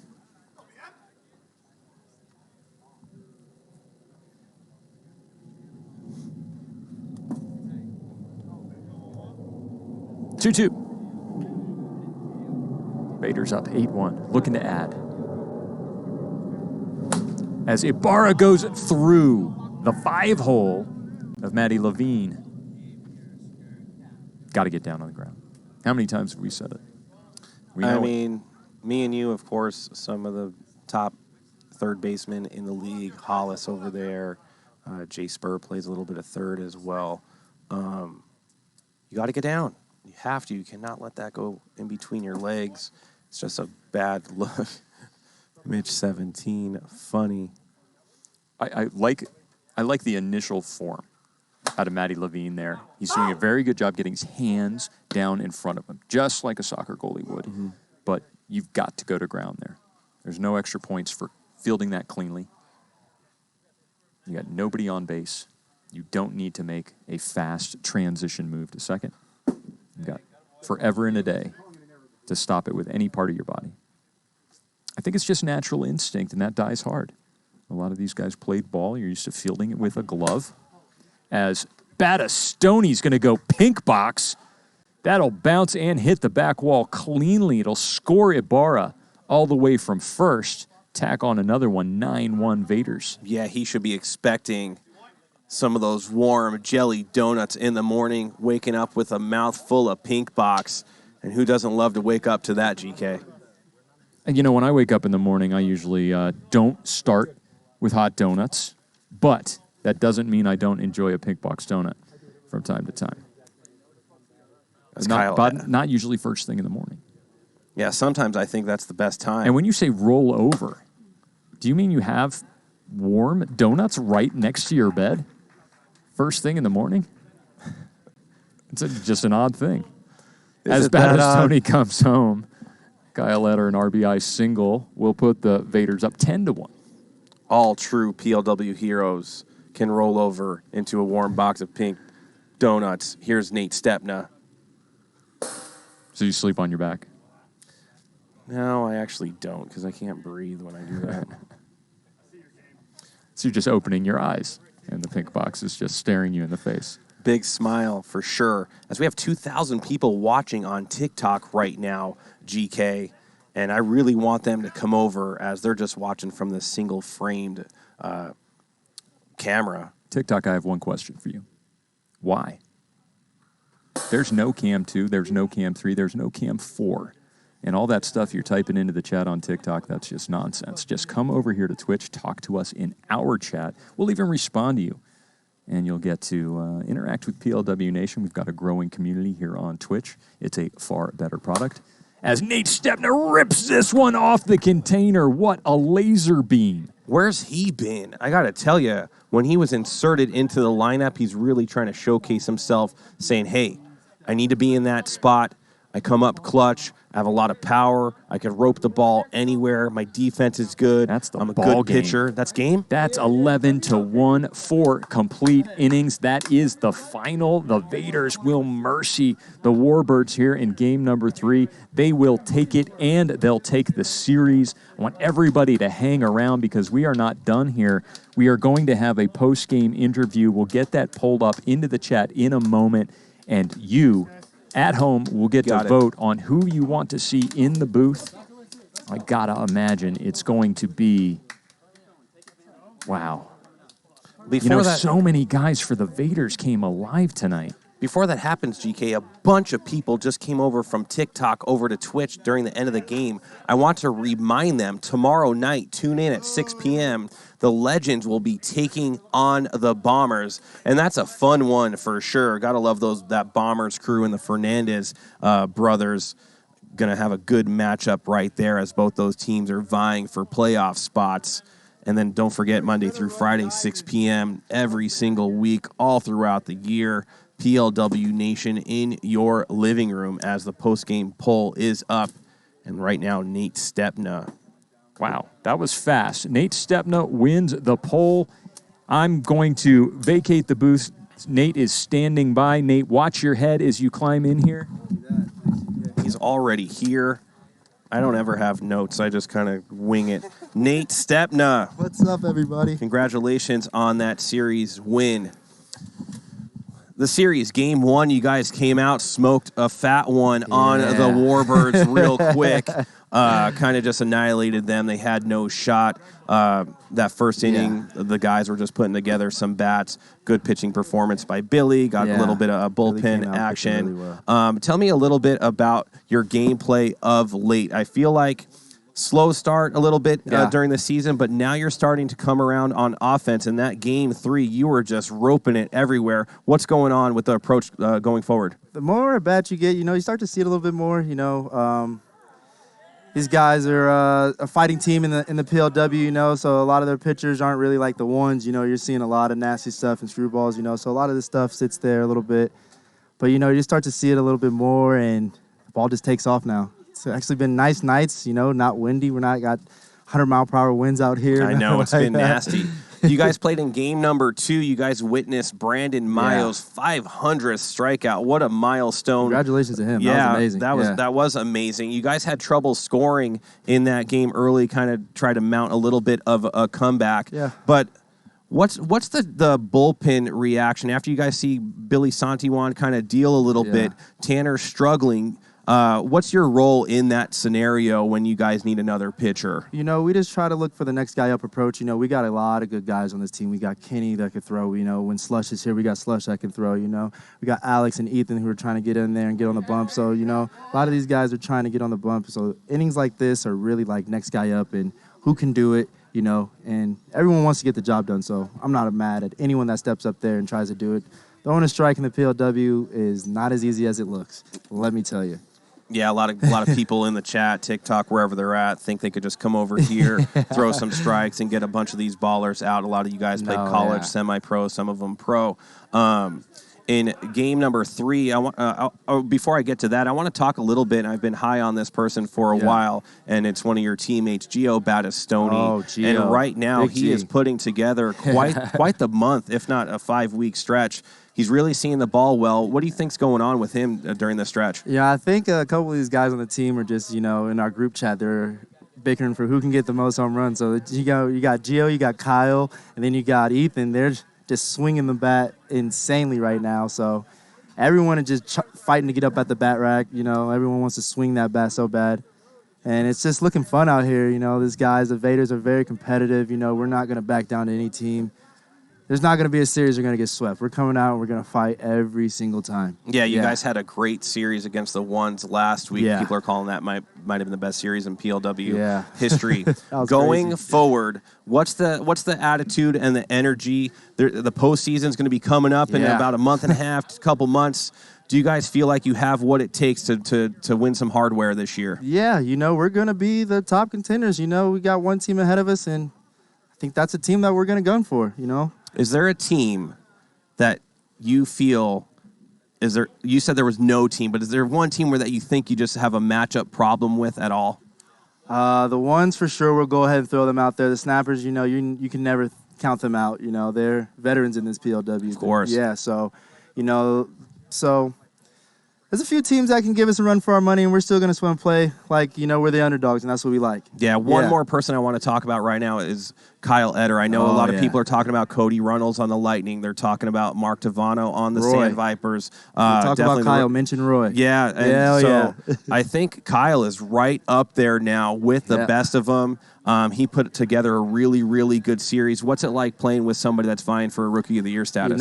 This last game was my first game hitting behind him, and I think that is probably the sweetest thing ever because, you're going to get a chance to either get the bases cleared because he just cleared them or there's a guy on base. So, there's an opportunity, and Kyle's just seeing the ball amazing and hitting the piss out of everything. So I love it. When I saw Kyle and Ethan both were able to get in the game and pitch tonight. Yeah. They didn't fare well, either of them. I think Ethan just did a little better. Is there some bickering that goes back and forth between those guys about who's a better pitcher? No, they're just trying to get out there. We got to get a lot of these guys in because a bullpen is crucial as you start going to the playoffs. So if guys get innings right now and start to see what it's like to hit that tink, and get it under 55, then just experience, and I love it. Yeah. I love it. Guys, we got Nate Stepna in the booth. They won the series tonight. Love having you, man. Congratulations. Go Vaderz. Go hang out with your crew. Watch your head as you exit the commentating booth as GK will come right back in. GK, Nate Stepna, that's not the first time he's been in this commentating booth. I love it, man. Smiles bright, lights up the room, really good for his Vaderz team. What do you think about his play tonight? Yeah, Nate's obviously having so much fun out here. He was brought out here middle of the season. He was part of the Stonemen last season, I should say. He got traded around a little bit, found himself on the Cajuns, found himself over here on the Vaderz, and I really think he's gelling with that team quite a bit. They obviously have a lot of fun together, and success suits him. Yeah, so don't forget, guys, tomorrow night, Legends versus the Bombers, and the rest of the week, a bunch of good matchups as well. I'm Trench Bacone, hanging out with my main Greg, GK, Rabbit, Kelly, and until tomorrow night, we'll see you around. Good night.